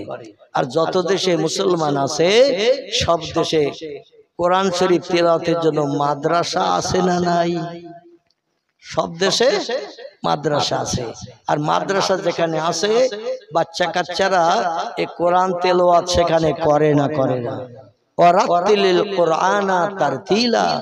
আল্লাহ বলেছেন, আমার কোরআনের ভাষা যেখানে যেমন লিপিবদ্ধ করা আছে তেমন যদি তোমরা পড়ো, আমার রহমত থেকে কেউ তোমরা বঞ্চিত হবে না। তো সূরা ইউসুফ নিয়ে রিসার্চ করে একটা মেশিন বানিয়েছে বিজ্ঞানীরা। আমরা তো খাই আর শুধু নাকে তেল দিয়ে ঘুমাই। আমরা কোরআন যদি একটু তেলাওয়াত করি তো মৃত বাপ দাদার আত্মায় কল্যাণী সবরেশানির জন্য হুজুর ডেকে একটু দোয়া করি কবরস্থানের পাশে দিয়ে, ব্যাস কাজ মিটে গেছে। কোরআন আর কোনো কাজে লাগবে না। আল্লাহ বলো কিয়ামত পর্যন্ত সব সমস্যা সমাধানের জন্য আমি কোরআন পাঠিয়েছি। যত কঠিন রোগ বেমারিতে পতিত হবে রোগের ঔষধ করে দিয়েছি কোরআনকে। জোরে বলুন একটু সুবহানাল্লাহ। আচ্ছা, কোরআনের ভিতরে কি রোগের ওষুধ আছে নাকি? আছে আছে। তাহলে আমরা ডাক্তার দেখাই কেন? আবার ডাক্তার প্রেসক্রিপশন করে দিলে মেডিসিন দোকানে যে ওষুধ কিনি কেন? আবার ওষুধ নেওয়ার পরে দোকানের কর্মচারীরা যারা তাদের বলে দেয় কোন ওষুধটা কখন খাবো, এটা একটু লিখে দাও, তার বাড়ি যেয়ে খেতে সুবিধা হবে। এ বলি না? আল্লাহ কোরআনে বলছেন বিসমিল্লাহির রহমানির রহিম ওয়া নুনাজ্জিলু মিনাল কুরআনি মা হুয়া শিফাউ ওয়া রাহমাতুল লিল মুমিনিন। জোরে বলুন একটু আল্লাহু আকবার। আল্লাহ বলছেন অনুনাজ্জিলু মিনাল কোরআন, ও উম্মতি মুহাম্মাদিরা আমার লৌহে মাহফুজে সংরক্ষিত মিষ্টি মধুর সত্যবাণী সত্য কথা সেরা কিতাব কোরআন আমি মুহাম্মদ রাসূলুল্লাহর উম্মতির জন্য পৃথিবীতে কি জন্য পাঠালাম একটাবার কি খোঁজ নিয়েছো দেখেছো? শুনে নাও, জেনে রেখে দাও। মা হুয়া শিফাউন, যত রোগী বেমারিতে অসুস্থতার মাঝখানে পতিত হবে আমার কোরআন সব রোগের ঔষধ তোমাদের ঘরে বসে বসে পরিবেশন করবে। দুনিয়ায় কোনো ডাক্তারের কাছে যেতে হবে না, মাস্টারের কাছে যেতে হবে না, কারো কাছে যে যুক্তি বুদ্ধি নিতে হবে না। কোরআন তোমাদের জন্য এনাফ, যথেষ্ট। জোরে বলুন একটু সুবহানাল্লাহ। আসলে কোরআন বিশ্বাস করি না। বিজ্ঞানীরা যে যন্ত্রটা বানিয়েছেন এই যন্ত্রটার মাধ্যম দিয়ে বাড়িতে বাপ বেটায় অশান্তি বাঁধিয়ে ছেলে যদি কোথাও রাগ করে চলে যায়, বাপ যদি রাগ করে ঘর বাড়ি ছেড়ে দিয়ে কোথাও চলে যায়, কোথায় গেছে খোঁজ 2 বছর 5 বছর 10 বছর পত্র পত্রিকায় খবর দেয়া হয়, রেডিও সেন্টারেও খবর বলে, বিভিন্ন জায়গায় মাইকে অ্যালাউন্স করা হয় এই রকম গায়ের রং, এই রকম পোশাক পরা। একটা ছেলে হারিয়ে গেছে খবর পেলে আমাদের কাছে এই ফোন নম্বরে তথ্য দেবেন, অবশ্যই আপনাদের কিছু গিফট পুরস্কার দেওয়া হবে। মাঝে মাঝে এমন অ্যালাউন্স হয় না? তবুও অনেক ছেলের খবর পাওয়া যায় না। বছরের পর বছর 20 বছর 30 বছর খবর পাওয়া যায় না। বাপেরও খবর পাওয়া যায় না, স্ত্রীরও খবর পাওয়া যায় না, স্বামীরও খবর পাওয়া যায় না। এমন রাগে রাগান্বিত হয়ে বেরিয়ে গেছে আর ঘরে ফেরে না। আল্লাহ বলছেন ইউসুফ নবী কে তার ভাইরা যখন নিয়ে ময়দানে খেলা করতে নিয়ে গেল, খেলা করতে নিয়ে যে কুয়ার কাছে যে সুন্দর জিনিস দেখানোর নাম করে ধাক্কা মেরে যখন ফেলে দিল, ইউসুফ নবী কুয়ার তলায় চলে গেল। ইউসুফ নবী কুয়ায় যে আমার আল্লাহর ডাক দিয়েছিলেন, এলাহি চরম বিপদে পড়েছি যে 11 জন ভাই আমারে কুয়ায় ফেলে দিয়ে চলে গেছে। আসলে ওদের পরিকল্পনা ছিল আমার মারার, এই জন্য কুয়ার কাছে সুন্দর জিনিস দেখাতে নিয়েছে। আমার নিচের দিকে তাকাতে বললো, আমি ভালো জিনিস দেখার জন্য যেই তাকালাম পিছন দিক থেকে ধাক্কা মেরে কুয়ায় ফেলে দিল। পাশে ধরার কিছু নাই, পানিতে দাঁড়ানোর জায়গা নাই, গভীর তলদেশ কুয়া এবং গভীর পানি। ইঁদুরের বাচ্চার মতো এই পানির ভিতরে সাঁতার কেটে আর কত সময় বাঁচবো গো আল্লাহ। আল্লাহ ডেকে বললেন ইযহাবিয়া জিবরিল ইলা ইউসুফা, জিবরিল তাড়াতাড়ি করে ইউসুফের কাছে যা। বিপদে মুসিবতে পড়ে যারা আমি আল্লাহ আমারে ডাকে, আমি আল্লাহ তাদের সাহায্য না করে পারি না। জোরে বলুন একটু সুবহানাল্লাহ। জিবরিল আমিন দ্রুত চলে আসলেন ডানা মেরে। হাদিস শরীফে পয়গম্বর বলছেন, তিরমিজি শরীফের হাদিস, জিবরিলের গায়ে আল্লাহ দ্রুত চলার জন্য ডানা লাগিয়ে দিয়েছেন 600। কটা এরোপ্লেনের ডানা? কটা এরোপ্লেন উড়োজাহাজ? দুটো ডানা উপরে ভর করে চলে। আর জিবরিলের গায়ে ডানা দিয়েছেন 600। পাখির মতো, পাখিরা যেমন 2টো ডানা দিয়ে পাল্লা দেয় হওয়ার সঙ্গে, দেখবেন বাস পেছনে ফেলে চলে যায়। মোটরসাইকেল পিছনে ফেলে চলে যায়, মানে দুটো ডানায় যখন হাওয়ার সঙ্গে পাল্লা দেয় অনেক গাড়িও পেছনে ফেলে চলে যায়। আর জিবরিলের গায়ে আল্লাহর ডানা লাগিয়েছে 600, তাহলে পাখির থেকে আসতে যাবে তো নাকি? পাখির থেকে পয়গম্বর বলছেন একবার ডানা নাড়া দিলে হাজার হাজার লক্ষ মাইল পথ অতিক্রম করে চোখের পলক মারার আগে। জোরে বলুন একটু সুবহানাল্লাহ। এত দ্রুতগামী রকেট আমার আল্লাহ পাক বানিয়েছেন জিবরিল আমিনকে। আল্লাহর বলা মাত্র জিবরিল পৃথিবীতে আসলেন, দেখলেন ইঁদুরের বাচ্চার মতো ইউসুফ হাবুডুবু খাচ্ছেন, ধারে ধরার জায়গা পাচ্ছেন না, দাঁড়ানোর জায়গা পাচ্ছেন না। একটা মানুষ সাঁতার কেটে পানিতে কত সময় থাকতে পারে? 1 ঘন্টা থাকতে পারবে, 2 ঘন্টা পারবে, হাত অবশ হয়ে গেলে আর সাঁতার কাটতে পারবে? তলায় তলিয়ে যেতে হবে। জিবরিল আমিন এসে বললেন ওয়ালা তাহজান ওয়ালা তাখাফ ইয়া ইউসুফ, ইউসুফ কোনো ভয় নাই, চিন্তা নাই, আমি এসে গেছি। ইউসুফ বলেন মা নাম তাকে তুমি? উনি বলেন পরিচয় পরে দিচ্ছি, আগে আমি যেটা পেতে দিলাম আমার ডানা, এই ডানার উপরে তুমি উঠে বসে একটু স্বস্তি পাও। জিবরিল ডানা পেতে দিয়ে দিলেন কলার ভেলার মতো। ইউসুফ আলাইহিস সালামের হাতও ধরলেন, উনিও ধপড় করে একটু ঠেলে উঠে বসলেন। বসার পরে আল্লাহ বলছেন জিবরিল ব্যবসায়ীরা আসছে দূর দেশ থেকে, ওরা এসে পিপাসার্ত ব্যক্তি হেঁটে হেঁটে আসছেন, এক দেশ থেকে আরেক দেশে যাবে, ওরা এই কুয়ায় এসে বালতি দড়ি ফেলে দেবে, পানি তুলে পিপাসা নিবৃত্তি করবে। যখন বালতি দড়ি ফেলে দেবে আমার ইউসুফের হাতটা বালতির দড়িতে তুমি ধরিয়ে দেবে, পানি ওঠার বদলে ইউসুফ উপরে উঠে যাবে। আল্লাহর পরিকল্পনার সঙ্গে পৃথিবীর মানুষের পরিকল্পনা কি এক হবে নাকি? ওরা বালতি ফেলে দিল, একজনকে বললো বালতি ফেল, বালতি ফেলে দিল, বলে তাড়াতাড়ি পানি তোল। তো পানি তুলতে যাচ্ছে, 1 বালতি পানির যা ভার একটা মানুষের ভার তার থেকে কম তো নাকি? 7-8 বছরের বাচ্চা এ বালতি দড়ি ধরে জিবরিল ধরিয়ে দিয়েছে, ধরে রেখে দিয়েছে। আর পানি তুলতে গিয়ে দেখে একটা সুন্দর চেহারা, পৃথিবীর বিশ্ব সুন্দর 2 জন ব্যক্তি পুরুষদের ভিতরে পৃথিবীতে বিশ্ব সুন্দর হয়েছিলেন। একজন হলেন ইয়াকুব নবীর বেটা ইউসুফ, আর একজন ছিলেন আব্দুল্লাহর বেটা মুহাম্মাদুর রাসূলুল্লাহ। জোরে বলুন একটু সুবহানাল্লাহ। এই 2 জনের মতো রূপ চেহারা সৌন্দর্য পুরুষের ভিতরে আর কেউ পেতে পারেনি। জোরে বলুন একটু আমিন। ওরা তো ফেলে দিয়ে চলে গেল, কারণ বাবার কাছে গেলে তো তত্ত্ব দিতে হবে, ইউসুফ কই যাই বলবে, তত্ত্ব দিতে হবে। তো ওরা কুয়ায় ফেলে দেওয়ার আগে মাঠে খেলা করার নাম করে গায়ে জামা সব খুলে রেখেছিল। ইউসুফেরও জামা খুলতে বলেছিল, সেই জামাটা নিজেরা হাতে ধরে একটু ছিঁড়িয়ে তাতে একটা ভেড়া জবাই করে রক্ত মাখিয়ে দিল। দিয়ে ওরা যুক্তি করে দিয়ে বললো বাবা যে ইউসুফের কথা বলবে সেই বলবো অকালা যে বা ইউসুফা, মাঠে আমরা খেলছিলাম, ইউসুফ দেখতে খুব সুন্দর, নেকড়ে বাঘ জঙ্গল থেকে বেরিয়ে এসে ইউসুফের ধরে নিয়ে জঙ্গলে গেছে। আমরা তাড়াতাড়ি খেলা বাদ দিয়ে ইউসুফের ছাড়ানোর চেষ্টা করলাম, এই দেখুন ছেঁড়া জামা রক্ত মাখা, বাঘের গালের থেকে জামা কেড়ে নিতে পেরেছিলেন, ইউসুফকে কেড়ে নিতে পারিনি। আপনি বিশ্বাস করবেন না, তাই রক্ত মাখা জামা পর্যন্ত বাঘের গালের থেকে ছিঁড়ে নিয়েছি। ইয়াকুব নবী বলেছিলেন তোমরা বলছো বাঘে খেয়েছে আমার ইউসুফকে, কিন্তু আমি ঘরে বসে আমার বেঁচে থাকা ইউসুফের গায়ের গন্ধ নাকে পাচ্ছি। জোরে বলুন একটু সুবহানাল্লাহ। কোথায় জঙ্গল, কোথায় বাড়ি? ইয়াকুব নবী বৃদ্ধ মানুষ, বুড়ো মানুষ, তিনি বলছেন তোমরা বলছো ইউসুফকে বাঘে খেয়ে নিয়েছে, রক্ত মাখা ছেঁড়া জামা কাপড় দেখি আমার বিশ্বাসযোগ্যতা দেখাচ্ছ, কিন্তু আমার ইউসুফ বেঁচে আছে। পয়গম্বর ইউসুফের গায়ের গন্ধ হাওয়ার মাধ্যম দিয়ে আমার নাকে এসে লাগছে। পরবর্তীতে প্রমাণ হলো বাঘে ইউসুফের খাইনি। 36-38 বছর পরে এই ভাই বাবা সমেত ইউসুফের কাছে মিশরের দেশে আবার হাজির করা হয়েছিল। জোরে বলুন একটু সুবহানাল্লাহ।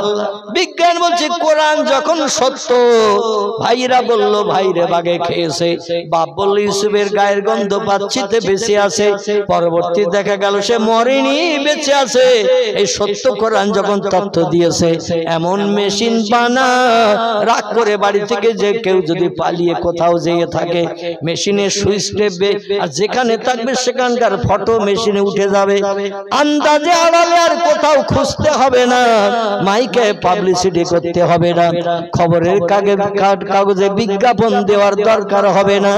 ওর ফটোটাই ভেসে আসবে মেশিনে, যেমন টেলিভিশন মেশিনে ইউরোপ দেশের ফটো, আমেরিকার দেশের ফটো, জাপান, জার্মান, হল্যান্ড, পোল্যান্ডের ফটো আমাদের পশ্চিমবাংলার রান্নাঘরে বসে পাওয়া যায় না, যায় না, যায় না, যায় না।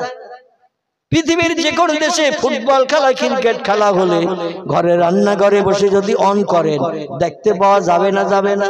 বিজ্ঞানী বলে এমন মেশিন বানাও, বাড়ির যে কোনো মানুষ কোথাও হারিয়ে যেয়ে থাকলে মেশিনে সুইচ টিপে দেবে, কোথায় কোন গ্রামে, কোন শহরে, কোন চায়ের দোকানে কাপ ধোয়া কাজ করতেছে, সে ফটোটা উঠে যাবে, নির্দিষ্ট জায়গায় যে হারানো মানুষ খুঁজে নিয়ে আসতে পারবে। এটা হলো কোরআনের ফসল। জোরে বলেন একটু নারায়ে তাকবীর। শুধু তাই নয়, আল্লাহ বলছেন সব রোগের ঔষধ করে আমি কোরআনকে পৃথিবীতে পাঠিয়েছি। শুধু তাই নয়, তাই নয়, তুলিজুল লাইলা ফিন নাহার, আমি রাতের বেলা দিন করি, দিনের বেলা রাত করি। তুলিজুন নাহারা ফিল লাইল, আল্লাহ বলছেন আমি দিনের বেলা রাত করি, রাতের বেলা দিন করি। তুখরিজুল হাইয়া মিনাল মাইয়াতে, মরাকে আমি জিন্দা করি, আবার তুখরিজুল মাইয়াতা মিনাল হাইয়ে, আমি মরাকে যেমন জিন্দা করি, জিন্দাকেও তেমন মারি। আল্লাহ বলছেন এটাই শুধু কথা নয়, অতারযুকু মান তাশাউ বিগাইরি হিসাব, রিজিকের মালিক আমি আল্লাহ, না খাইয়ে কারো মারি না, যারা মরে সব খেয়েই মরে। কোরআন সত্য না মিথ্যা? কোরআন সত্য না মিথ্যা? শেখ ফরিদুদ্দীন আত্তার রহমাতুল্লাহ আলাইহির নাম আপনারা শুনে থাকবেন। ওলিদের ভিতরে বিখ্যাত ওলি ছিলেন যিনি, নাম তার শেখ ফরিদুদ্দীন আত্তার রহমাতুল্লাহ আলাইহি। ইনি 36 বছর জঙ্গলের ভিতরে এক গাছের তলায় বসে বসে আল্লাহ আল্লাহ নামে জপ জিকির করেছিলেন। দুনিয়ার কোনো পানির দরকার হয়নি, খাবারের দরকার হয়নি। লোকটা মরে গিয়েছিল তো জঙ্গলের ভিতরে। 36 বছর পরে জঙ্গল থেকে সুস্থ তরুতাজা মানুষ আল্লাহর ইবাদত বন্দেগী করে, আল্লাহর নামে জপ জিকির করে আল্লাহর আপন বানিয়ে শহরে গ্রামে ঘরে ফিরে এসেছিলেন। জোরে বলুন একটু সুবহানাল্লাহ। আমাদের ফুলপুরার পীর আবু বকর সিদ্দিক আল কুরাইশি রাহমাতুল্লাহ আলাইহি একজন শাগরেদের নাম আব্দুর রহমান গজনবী। কি নাম বললাম? আব্দুর রহমান গজনবী। আসলে আমি এখনো আপনাদের ইতিকাফ ভাঙাতে পারিনি। আমি একটু আসাম, ত্রিপুরা, মেঘালয়, বাংলাদেশে একটু প্রোগ্রাম করি। আমার আগের বক্তা বলছিলেন এই সামনে 24 তারিখ আবার যাব বাংলাদেশ। যাই হোক, আগামী 1 তারিখ 2 তারিখ আছে ত্রিপুরাতে প্রোগ্রাম আছে, মেঘালয় আছে আগামী 27 তারিখ ইংরেজি মাসের, মেঘালয় যাব। তো যেখানে যাই মানুষদের একটু কথা বলাই এবং আমি যে তত্ত্ব দিই তাদের ব্রেন মগজে ঢোকানোর চেষ্টা করি। কিন্তু আমাদের এই পশ্চিমবাংলার মানুষের ব্যাড হ্যাবিট বা গুড হ্যাবিট যেটাই বলেন, এরা একটু কথা বলতে চায় না, মানে নতুন স্বামী স্ত্রীর মতন। কি কথা বললে কি যে ভুল টুল হবে ঠিক নাই, যা বলে উনি বলুক, শুনলে আমি শুনবো, এইরকম একটা বিষয়। কিন্তু নবী বলছেন বক্তা শ্রোতা কথার বিনিময় করলে সেখানে জজবা তৈরি হয়, আর যে মজলিসে জজবা তৈরি হয় আল্লাহর রহমতের দরজা সেই মজলিসে খুলে দেওয়া হয়। নবীজি মুহাম্মদ রাসূলুল্লাহ 10 বছর মসজিদে নববীতে ওয়াজ করেছেন। আমি বক্তৃতার পূর্বে আপনাদের কাছে বলছিলাম, তো একটা কথা নবী সাহাবীদের কাছে 3 বার জিজ্ঞাসা করতেন। কবার বললাম? 3 বার জিজ্ঞাসা করতেন। কি বললাম? সাহাবীরা উত্তর দিয়েছে। নবী আবার রিপিট করে বলতেন, কি বললাম? বলছেন ইয়া রাসূলুল্লাহ এইটা বলেছেন। নবী আবার জিজ্ঞাসা করতেন, আমি কি বললাম বাবারা? সাহাবীরা একই উত্তর দিতেন 3 বার। কিন্তু আমি নবীজি সুন্নত আদায়ের জন্য একটা বার জিজ্ঞাসা করলেও আপনাদের ঠোঁট নড়তেছে না। নবী বলছেন মান তামাসসাকা বিসুন্নতি ইনদা ফাসাদি উম্মতি ফালাহু আজরু মিআতা শহীদেন। খুব ভালো করে শোনেন, আল্লাহ চারি চক্ষের মিলন আবার ঘটাবে কিনা জানি না, পয়গম্বর মুহাম্মদ রাসূলুল্লাহ জবানে শুনুন, নবী বলছেন মান তামাসসাকা বিসুন্নতি ইনদা ফাসাদি উম্মতি ফালাহু আজরু মিআতা শহীদেন। আখিরি জামানায় শেষ যুগে মানুষ যখন আমার সুন্নতের পায়রবি করবে না, জামার বাড়ি শ্বশুর বাড়ি হাটে মাঠে পথে মার্কেট বাজারে এমন করে মাঠে ঘাটে যেখানে যাবে আমার সুন্নতকে জলাঞ্জলি দিয়ে চলে যাবে। আমার সুন্নত হলো মাথায় টুপি দেওয়া, মুখে দাড়ি রাখা, গায়ে হাঁটুর নিচে লম্বা জামাদা পরিধান করা, এটা হলো বিশ্ব নবীর বাহ্যিক সুন্নত। এই তিনটি জিনিস কোন ব্যক্তি যদি আমল দেয়, এই লোকটার নাম জিজ্ঞাসা করতে হবে না, কোন ধর্মাবলম্বী পরিচয় নিতে হবে না, চেহারার পোশাক পরিচ্ছদ দেখলেই চেনা যাবে না, যাবে না। আমাদের ভারতবর্ষে একটি সম্প্রদায় আছে, এদের নাম হলো শিখ। কি নাম বললাম? শিখ। শিখ বাংলা ভাষায় যাদের বলি পাঞ্জাবি, বুঝলেন তো? এদের একজন ধর্মগুরু নেতা আছে, নাম হলো তার মিস্টার গুরু নানক। কি নাম বললাম? গুরু নানক। গুরু নানক শিখেদের ধর্মগুরু, বৌদ্ধ অবলম্বীদের ধর্মগুরুর নাম গৌতম বুদ্ধ, ইহুদিদের ধর্মগুরুর নাম মোজেস বা মুসা, খ্রিস্টানদের ধর্মগুরুর নাম ঈসা বা যিশু, হিন্দু ভাইদের ধর্মগুরুর নাম রামকৃষ্ণ পরমহংসদেব। আমাদের ধর্মগুরু আছে না নাই? আছে না নেই? আমাদের ধর্মগুরু, আমাদের ধর্মগুরু আছে। ধর্মগুরু না থাকলে পৃথিবীতে কোনো ধর্ম চলবে না। গুরুরা নেতৃত্ব দেয়, জনগণ মেনে চলে, এভাবেই ধর্ম চালু আছে পৃথিবীতে।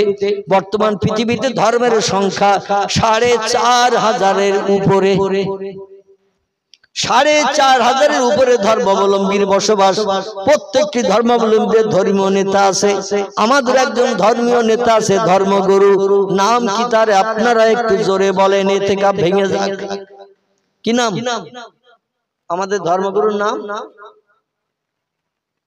আমাদের ধর্মগুরুর নাম আল্লাহ কোরআনে কোট করে দিয়েছেন, বিসমিল্লাহির রহমানির রহিম, ওমা মুহাম্মাদুন ইল্লা রাসূলুন ক্বাদ খালাত মিন ক্বাবলিহির রাসূল।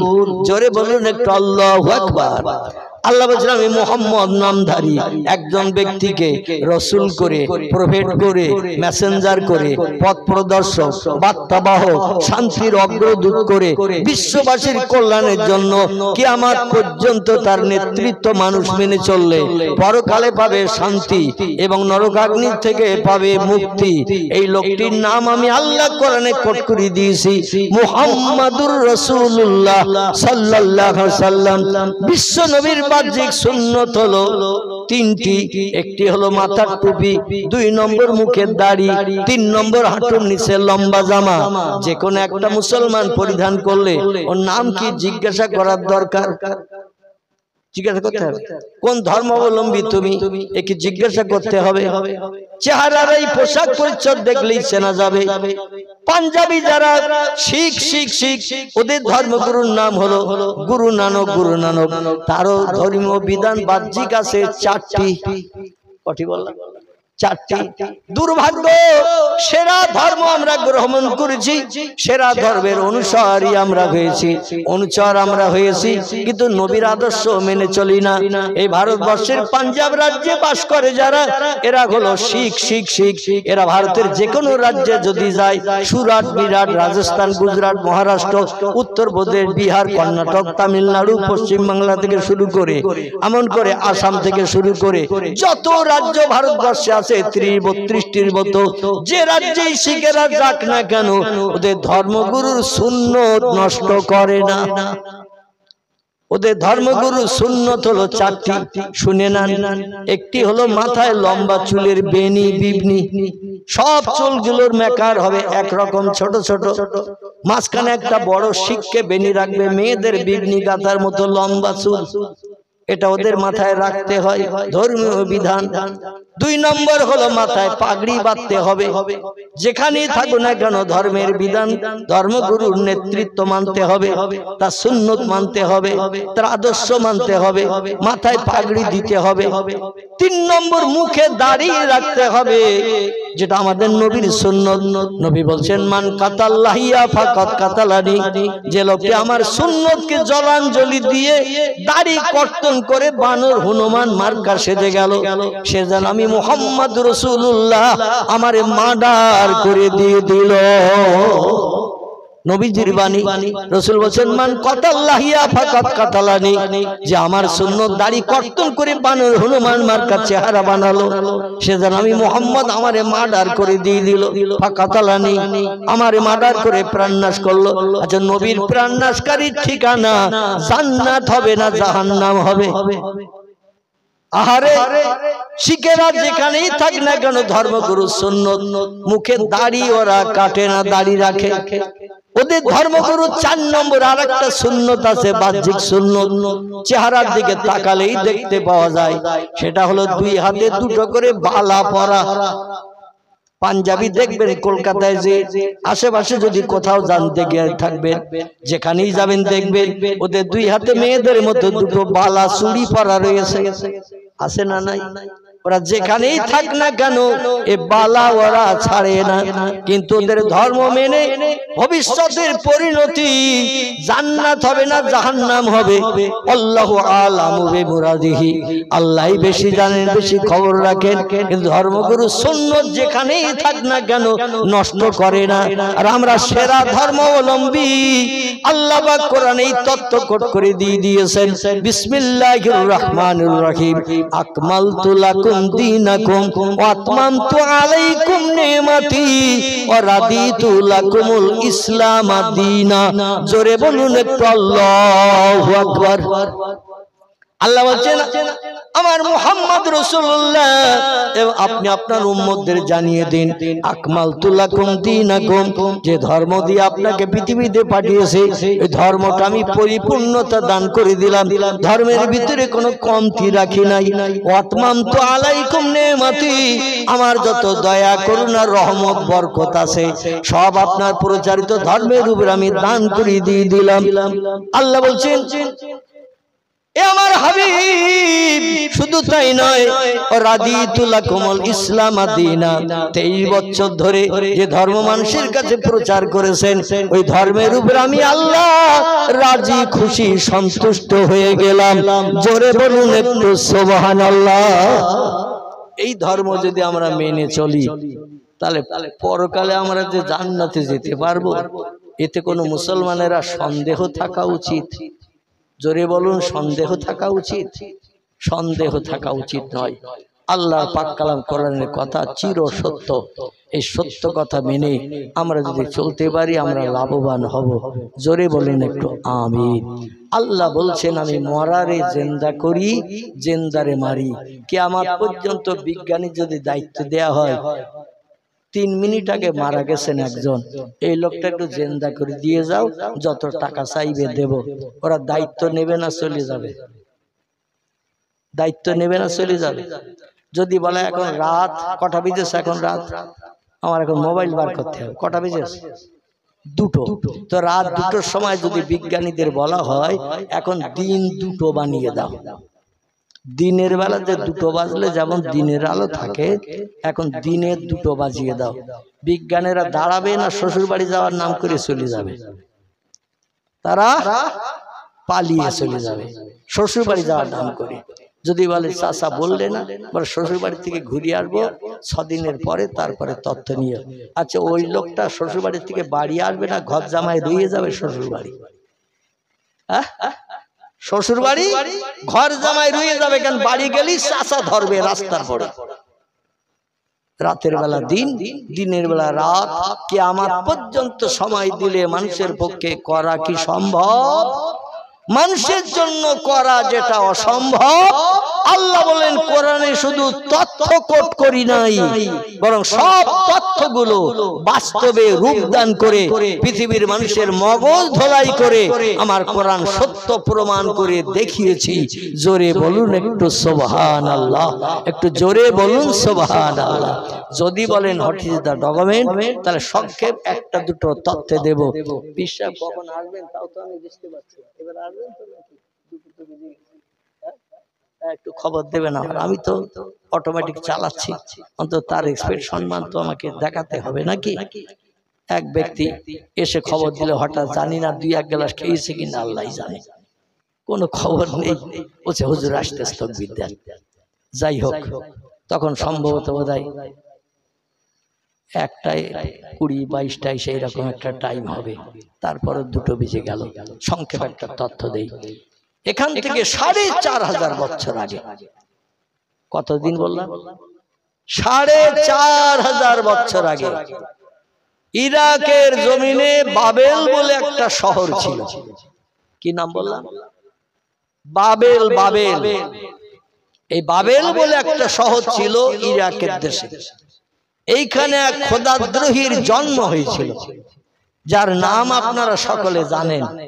আমি নামটা না বললে আপনারা মেমোরির সঙ্গে অ্যাডজাস্ট করতে পারবেন না। এই খোদাদ্রোহীর নাম হলো নমরুদ। কি নাম বললাম? সবাই নমরুদের চেনেন না চেনেন না, কিন্তু জন্মগ্রহণ হয়েছে কোথায় এটা হয়তো জানেন না।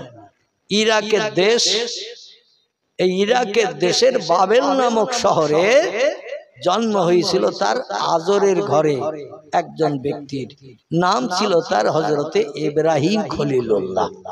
কি নাম বললাম? ইব্রাহিম খলিলুল্লাহ। ওই একই দেশের একই শহরে জন্ম হয়েছিল। এনার নাম ইব্রাহিম খলিলুল্লাহ। ইনি আবার সমস্ত মুসলমানদের জাতির পিতা।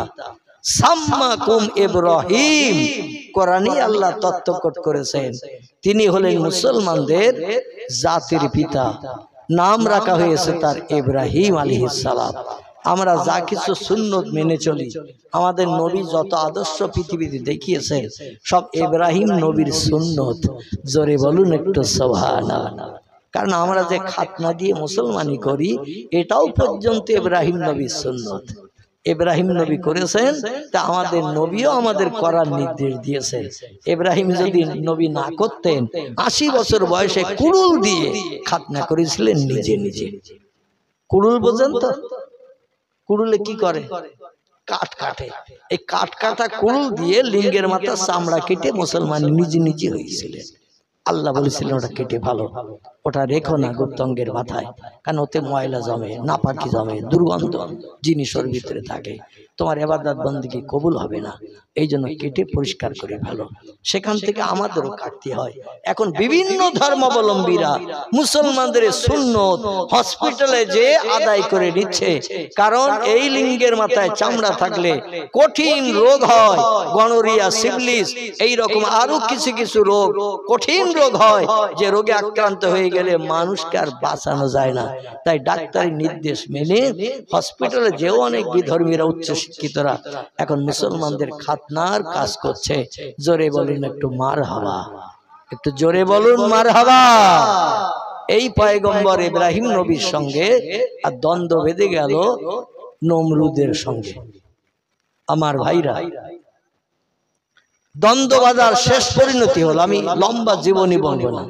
আল্লাহ যে বলছেন আমি রাতের বেলা দিন করি, দিনের বেলা রাত করি, মরারে জেন্দা করি, জেন্দারে মারি। যদি হুজুর আসতে লেট করেন টুকটুক করে আমি গোটা কয়েক তথ্য আপনাদের কাছে পরিবেশন করব। আল্লাহ কোরআনে শুধু তথ্য কোট করেনি, কারণ সমস্ত তথ্যগুলো বাস্তবে রূপদান করে প্রমাণ করে দেখিয়েছেন। অতীত কালে ভবিষ্যতে কোনো ব্যক্তি যেন কোরআনের কথা মিথ্যা বলে বাজে মন্তব্য করতে না পারে। পয়গম্বর ইব্রাহিম নবীর সঙ্গে দ্বন্দ্ব হলো দুনিয়ার খোদাদ্রোহী নমরুদের সঙ্গে।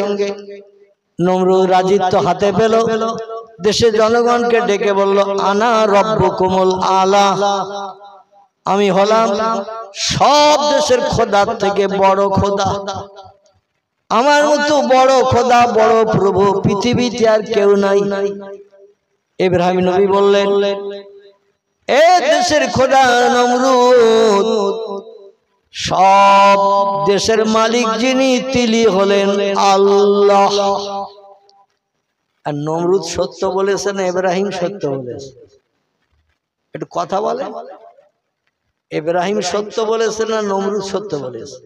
ইব্রাহিম বললেন সব দেশের মালিকানা পরিচালনা করেন যিনি, তিনি হলেন আল্লাহ সুবহানাহু ওয়া তাআলা। নমরুদ বলেন সব দেশের খোদাদের থেকে বড় খোদা হলাম আমি, আনা রব্বুকুমুল আলা।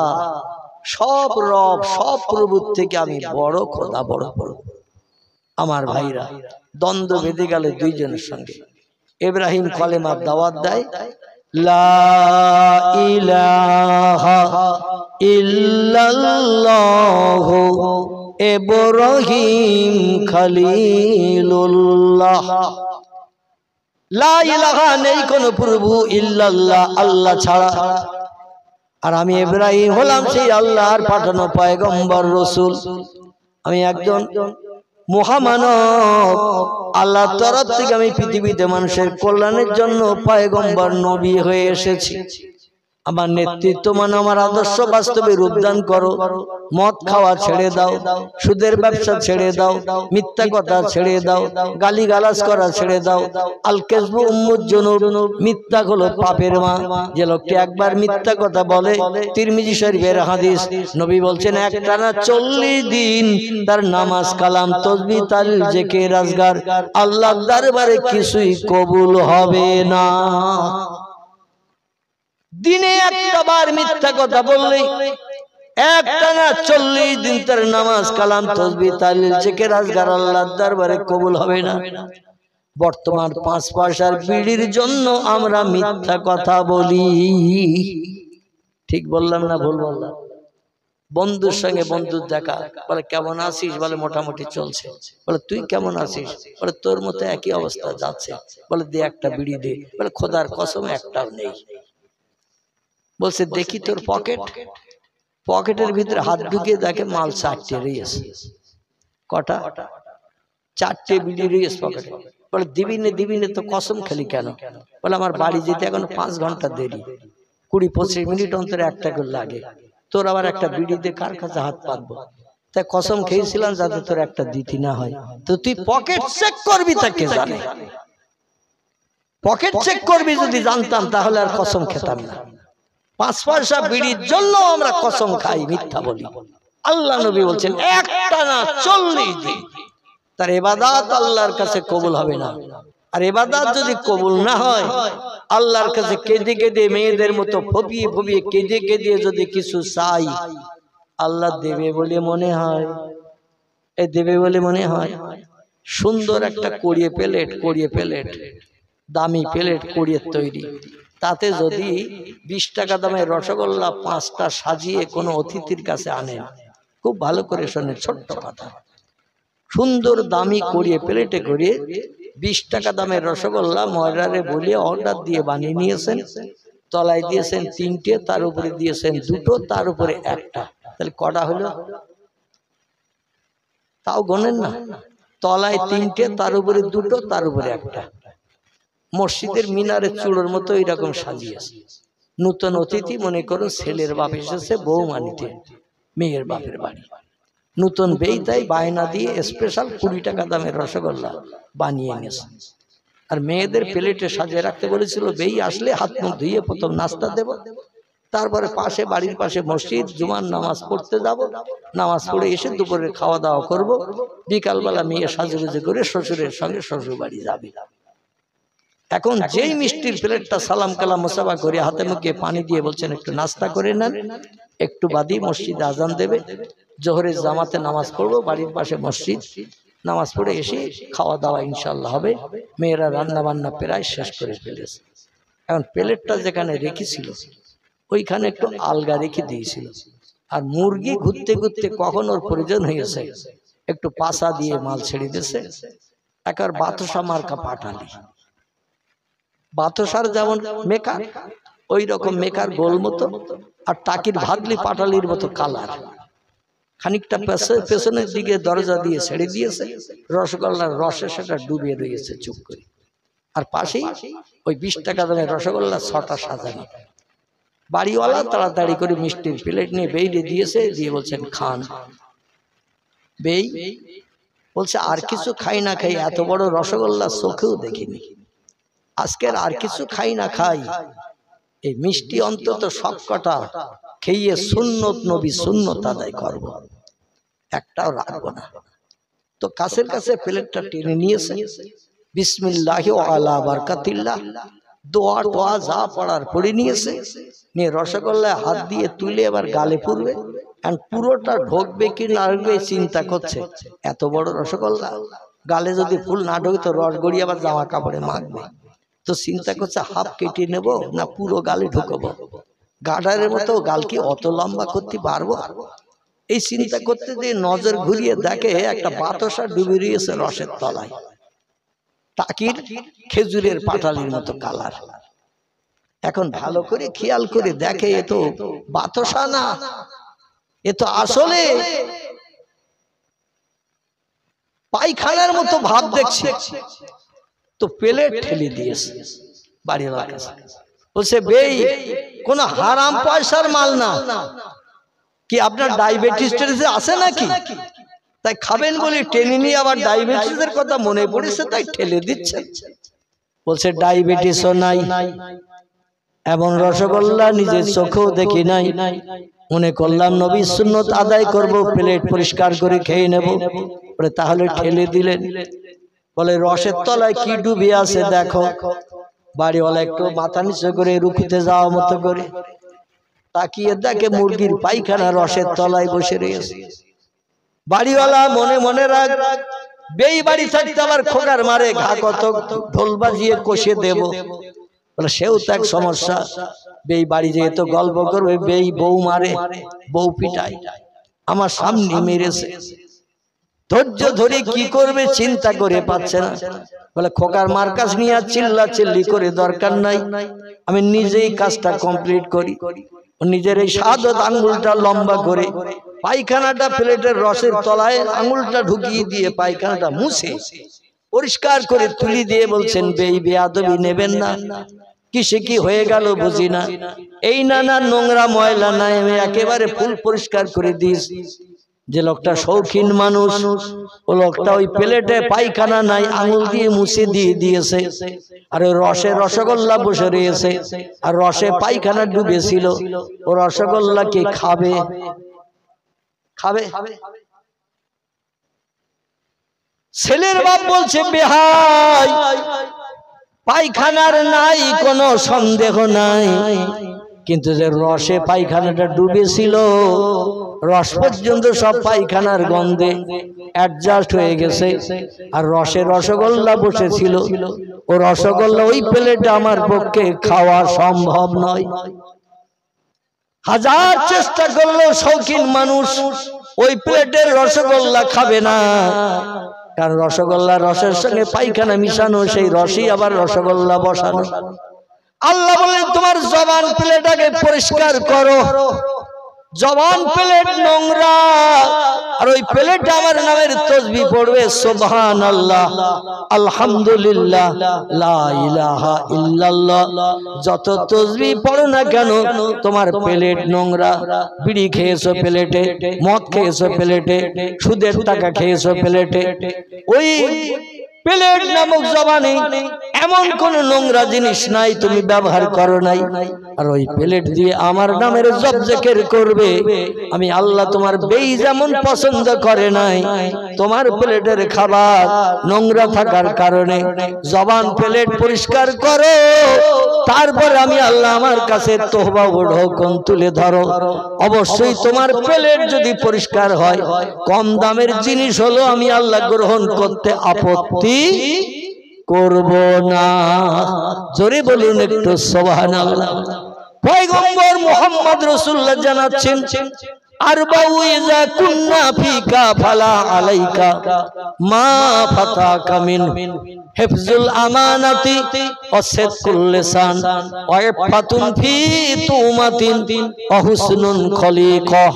চিল্লায়ে বলুন একটু আল্লাহু আকবার। আল্লাহর পয়গম্বর বলছেন আমার উম্মত মণ্ডলীরা, আমার সাহাবায়ে কেরামেরা, চারটি আমল যদি জীবনে পাকাপাকি করে নিতে পারো, খুব ভালো করে শুনবেন। আরবাউ ইযা কুন্না ফিকা ফালা আলাইকা, নবী বলছেন চারটি আমল যদি জীবনে পাকাপাকি করে নিতে পারো, ফালা আলাইকা, আর কোন জিনিসের প্রয়োজন তোমাদের হবে না। মা ফাতাকা মেনহু, ওই 4টি আমল তোমাদের জন্য এনাফ, যথেষ্ট হয়ে যাবে। যখন যেটা মনে করবে বাস্তবে সেটা রূপদান করতে পারবে। কোনদিন কারো কাছে সমস্যা জানাতে যেতে হবে না, কারো কাছে ভিক্ষুকের মতো হাত পাততে হবে না। 4টি আমল তোমার সব সমস্যার সমাধান করে দিয়ে মরণের দিন পর্যন্ত মুখে হাসি ফুটিয়ে রাখবে। জোরে বলুন একটু সুবহানাল্লাহ, নারায়ে তাকবীর। সাহাবীরা বললেন মা হিয়াল আরবা ইয়া রাসূলুল্লাহ, পয়গম্বর গো আমল 4টি কি একটু বলুন। এই আমল 4টি করতে পারলে আল্লাহ রাজি করা যাবে, জীবনের সব সমস্যার সমাধান পাওয়া যাবে। কারো কাছে যে ভিক্ষুকের মতো হাত পাততে হবে না। আমল 4টি আমরা শুনতে চাই। আল্লাহ নবী প্রথমে বললেন হিফজুল আমানাত, কোন ব্যক্তি তোমার কাছে যদি টাকা পয়সা সোনা দানা গচ্ছিত রাখে, যখন যেদিন চাইবে সঙ্গে সঙ্গে তার মালটা তার হাতে তুলে দেবে। পরের মাল যেন নিজের মাল মনে করে খরচ করবে না। সে আমারে দিয়েছে আবার প্রমাণ চাইবো, প্রমাণ তো কেউ নাই, মাল আমার হয়ে যাবে। এই চিন্তা ভাবনা নিয়ে আমানাতের খেয়ানত যেন জীবনে করবে না। পরের মাল যখন চাইবে তখন যদি দিয়ে তার মুখে হাসি ফোটাতে পারো, 1 নম্বরে আমলটা তোমার পাকা হয়ে গেল। জোরে বলুন একটু সুবহানাল্লাহ। আল্লাহর নবী বলছেন আমানাতের সংরক্ষণ করবে।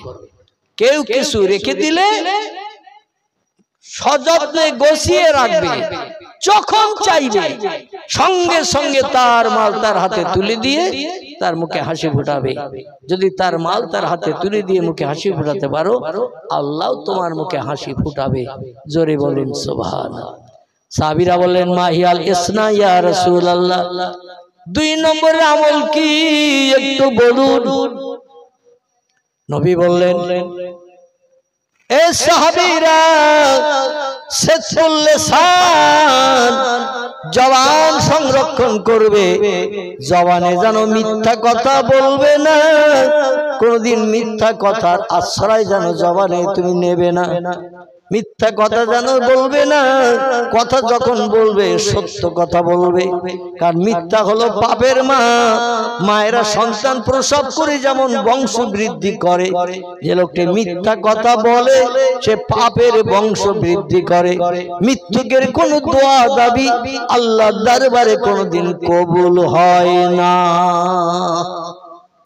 সাহাবীরা বললেন মাহিয়া সালাস ইয়া রাসূলুল্লাহ, 3 নম্বর আমল কোনটা করতে হবে বলুন।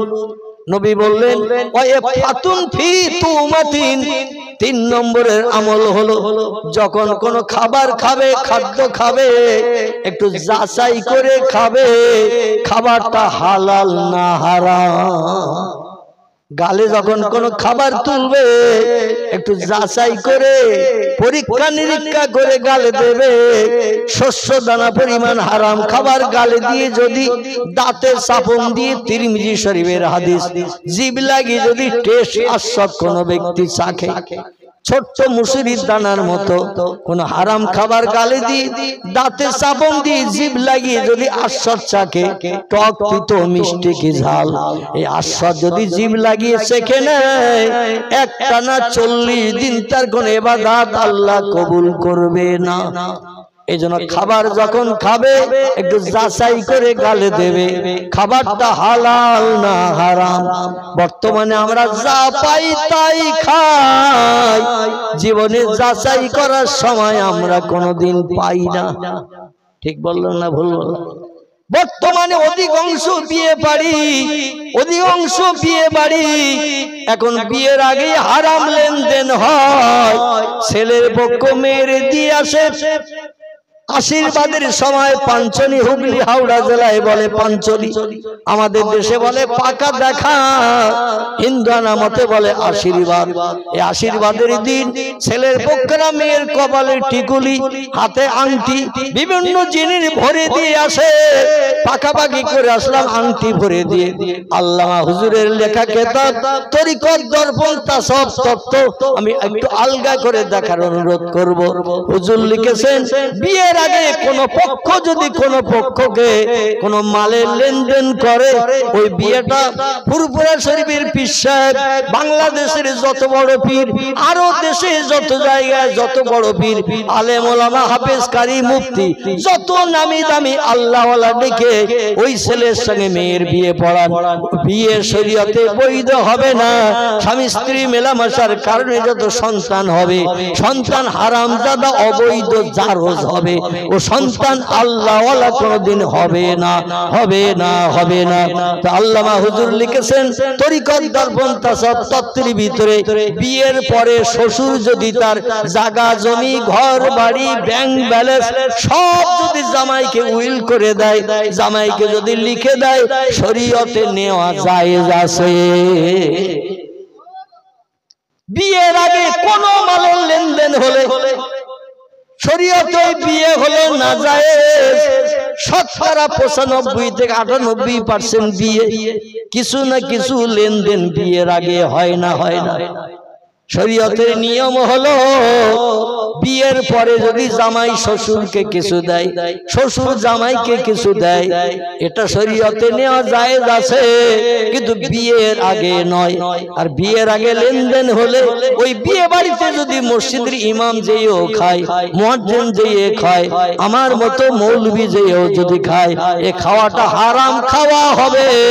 আর হারাম খেলে আল্লাহর দরবারে কোনো ব্যক্তির ইবাদত কবুল হবে না। পাশের বাড়ির লোকের নিমন্ত্রণ করে যাচ্ছে মেয়ের বাবা, মেয়ের বাবা নিমন্ত্রণ করে চলে যাচ্ছে বাড়ি, তার পাশের বাড়ির লোকের সঙ্গে সামনে যেয়ে দেখা, বলে চাচা কোথায় গিয়েছিলে? বলে বাবা খবর শোনো নাই, অমুক জায়গায় একটা মাস্টার ছেলের সঙ্গে আমার মেয়ের বিয়ে ঠিক হয়েছে, আগামী 3 দিন পরে বিয়ে। বলে গিয়েছিলে কোথায়? বলে অমুকের নিমন্ত্রণ করতে। বলে তার পাশে আমার বাড়ি, ওই লোকটা তোমার বাড়ি নিমন্ত্রণ খেতে যাবে, আর আমি চুপ করে বাড়ি বসে থাকবো, লজ্জায় আর রাস্তায় বেরোতে পারবো নাকি? লোকটা যখন বুঝলো আমার মেয়ের বিয়েতে লোকটা যেতে ইচ্ছুক, বলে বড় ব্যস্ত আছি, তাই তোমার বাড়ির বারান্দায় দেখলাম উকি মেরে কেউ নাই, তো মনে করলাম কালকে এসে নিমন্ত্রণ করে যাব। বলে চাচা তুমি ব্যস্ত মানুষ, মেয়ের বিয়ে ছটফট করছো, আমার বাড়ি আর যেতে হবে না, রাস্তায় নিমন্ত্রণ দিলেই আমি কবুল করে নিলাম। মানে হারাম খাওয়ার জন্য চাচারে ডেকে জিজ্ঞাসাবাদ করে রাস্তায় নিমন্ত্রণ নেছে। এরম ঘটনা ঘটে না, ঘটে না? কালকে আর আমার বাড়ি আসতে হবে না, তুমি ব্যস্ত মানুষ, 3 দিন বাকি বিয়ে, হাট বাজার করতে হবে, বিভিন্ন কেনাকাটা করতে হবে, কালে আর আসতে হবে না চাচা। রাস্তায় যখন দেখা হয়েছে আর আমার বারান্দার দিকে উকি মেরেছিলে, কাউরে পাওনি বলে আজকের আর বলতে পারোনি বাড়ি কাউরে, কালকে আর আসবা বলছো, আর আসতে হবে না, আমি আজকের এই রাস্তার উপরেই তোমার নিমন্ত্রণ নিয়ে নিলাম। আর পাকা রাস্তায় কথা হচ্ছে মানে নিমন্ত্রণ পাকা, পাকা রাস্তার উপরে কথা হচ্ছে, নিমন্ত্রণ পাকা। এই বেয়াদব ও বিয়ের বাড়ি উপজে নিমন্ত্রণ নিচ্ছে হারাম খেতে যাবে বলে। জোরে বলুন নাউজুবিল্লাহ। আচ্ছা এরাম খাবার আমরা খাই না, খাই না, আপনারা খান না মনে হয়, জানো না নাকি? একটা শেষবেলা বদনাম দেব, আপনারা জান না, কিন্তু আমাদের বসিরহাট এলাকায় উপজে নিমন্ত্রণ নাই, অমুক যাবে তমুক যাবে, আর আমি যাবো না, তাহলে আমি তোমার আপনজন না? যদি নিমন্ত্রণ নাও করো তাও আমি যাবো। আল্লাহু আকবার। নবী বলছেন ইফাতুন ফি তুআতিন, যখন কোন খাবার খাবে একটু যাচাই করে গালে দেবে। কোন হারাম দানা হারাম জিনিস খাচ্ছ মনে যদি ধারণা হয়, উগরে ফেলে দিয়ে দেবে, উগরে বমি করে তুলে দিয়ে দেবে। ও খাবার যেন পেটে রাখবে না, মানে খাবার যত সবাই পেটে থাকবে আল্লাহর দরবারে ইবাদত বন্দেগী কবুল হবে না। সাহাবীরা বলেন ইয়া রাসূলুল্লাহ 4 নম্বরের আমল কি একটু বলুন। যে 3টি বললেন আমরা বাস্তবে আমল করে চলার চেষ্টা করব আল্লাহরে আপন বানানোর জন্য। নবী বলছেন মান কানা লিল্লাহ কানাল্লাহু লাহু, যে লোকটি আল্লাহর আপন হয়ে যায়, দিন শরীয়তের আইনকে বাস্তবে রূপদান করে, কানাল্লাহু লাহু, আল্লাহ তার অতি আপন হয়ে যায়। আল্লাহ বান্দার যখন আপন হয়ে যায় কুল্লা শাইইন ইয়ানফাউন নাস, পয়গম্বর বলছেন পৃথিবীর সব সৃষ্টি ওই লোকটার তখন আপন হয়ে যায়। আল্লাহ যদি কোনো বান্দার আপন হয়ে যায় দুনিয়ার সব সৃষ্টি তার আপন হয়ে যায়। যারে যা বলবে সঙ্গে সঙ্গে সেই হুকুম পালন করতে পৃথিবীর সব সৃষ্টি বাধ্য হবে। কিন্তু আমরা যদি আল্লাহর আপন হতে না পারি একটা মশাও পর্যন্ত আমাদের হুকুম শুনবে না। ঠিক বললাম না ভুল বললাম? মশার শক্তি ক্ষমতা আমাদের থেকে বেশি না কম? বেশি তো নাকি? ওজনে বেশি তো নাকি? আমাদের থেকে মশা ওজনে বেশি তো নাকি? শক্তি ক্ষমতা বেশি তো নাকি? আমাদের মশার জ্ঞান বেশি তো নাকি? এখন গোয়াল ঘরের পাশে যদি রাতের বেলা জায়গা করে আর মশারে ডেকে যদি বলেন বাড়িতে আত্মীয় স্বজন লোক নিয়ে এসেছে শোয়ার জায়গা নেই, তাই গোয়াল ঘরের পাশে এখানে শুচ্ছি, মশারিও নেই, খালি গায়ে শুচ্ছি গোয়াল ঘরের পাশে, একটা মশা যেন আমার কানের পাশে গুনগুন করবি না। আমি সৃষ্টির শ্রেষ্ঠ জীব মানুষ, লাকাদ খালাকনাল ইনসানা ফি আহসানি তাকওয়িম, আল্লাহ জানিয়েছেন যত সৃষ্টি বানিয়েছি সব সৃষ্টির ভিতরে মানুষ সেরা, সে সেরা মানুষ আমি। এ শুচ্ছি গোয়াল ঘরের পাশে, একটা মশা যেন হেলিকপ্টারের মতো আওয়াজ আমার কানের পাশে ঘুম কামাই করে দিবি না। মশা শুনবে তো নাকি? একটু কথা বলেন, শুনবে? মশা শুনবে তো? ও মৌ পোকার মতো চাক বাঁধার মতো মৌ পোকা যেখানে চাক বাঁধে ওখানে গায়ে গায়ে ঘন থাকে না পাতলা থাকে? চাকে চাকে পোকা গায়ে গায়ে থাকে। ও আপনার দেহটা মৌচাক বানিয়ে মশারা ওই রকম গায়ে গায়ে বসে ইনজেকশন চালাবে না? চালাবে না? চালাবে না? চালাবে না? কথা বলেন। আজকের শেষ বক্তা হিসেবে এসেছেন যিনি জনাব শ্রদ্ধাভাজন পীর সাহেব কেবলা, ওনারই দাদাজি আবু বকর সিদ্দিক আল কুরাইশি একদিন নয় দুদিন নয়, এক মাস নয় দু মাস নয়, একটানা 22 বছর কাল ফুরফুরা শরীফ থেকে জাঙ্গিপাড়ার দিকে যেতে মাঝখানে ফাঁকা জায়গা ঝোপঝাড় জঙ্গল ছিল। এই জায়গাটির নাম ছিল সে যুগে ধনপোতা। কি নাম বললাম? ধনপোতা। এখনো গেলে জায়গাটা দেখতে পাবে। তো এখন আর ঝোপঝাড় জঙ্গল নাই, ইটভাটা হয়ে গেছে। আব্বাস সিদ্দিকী সাহেব যেখানে বড় স্কুল, নলেজ সিটি ইংরেজি নাম, স্কুল টিস্কুল হসপিটাল টিটাল এটা ওটা বানানোর পরিকল্পনা নিয়েছেন। 100 বিঘার মতো জমি ক্রয় করে, যাই হোক এই জায়গাটার নাম ছিল সে যুগে ধনপোতা। দিনের বেলা 4-5 জন লোক ছাড়া ও রাস্তা পেরিতে পারত না কেউ, হিংস্র জীব জন্তুর ভয়ে। এই জঙ্গলের ভিতরে দিনের বেলা নয় রাতের বেলা 22 বছর কাল রাতের বেলা আল্লাহর নামে জপ জিকির করে আল্লাহরে আপন বানিয়ে তিনি ঘরে ফিরেছেন। জোরে বলেন সুবহানাল্লাহ। সেই খোদার কসম, একটা মশা কানের পাশে কোনদিন আওয়াজ দেয়নি।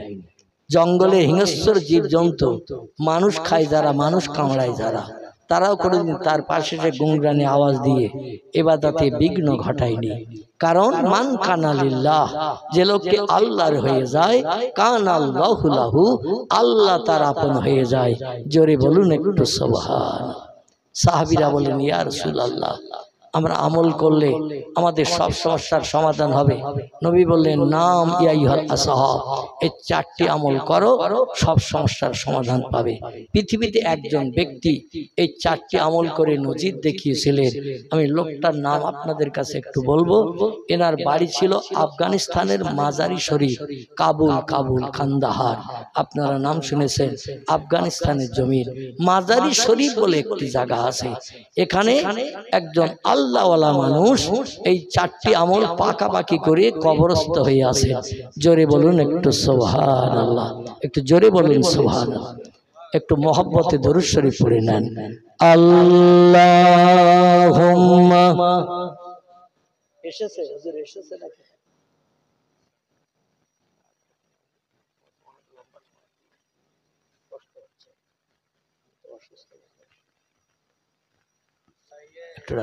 মোহাব্বতে বলেন আল্লাহুম্মা সাল্লি আলা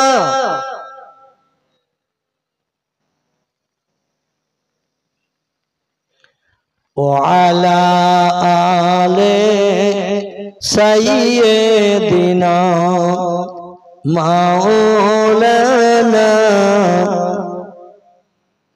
খোঁজ করিয়া আসলো তারা খোঁজ করিয়া আসলো তারা তোমার কুটুরির সম্মুখে নবী পাকের নূরের ঝলক লাগলো তাদের চক্ষুতে যে নূরের ওই ঝলক লেগে যে নূরের ওই ঝলক লেগে চোখ ঝলসে গেল সেই নবীর ওই মোহাব্বতে দরুদ মুমিন পড়ো আল্লাহুম্মা সাল্লি আলা সাইয়্যিদিনা মাওলানা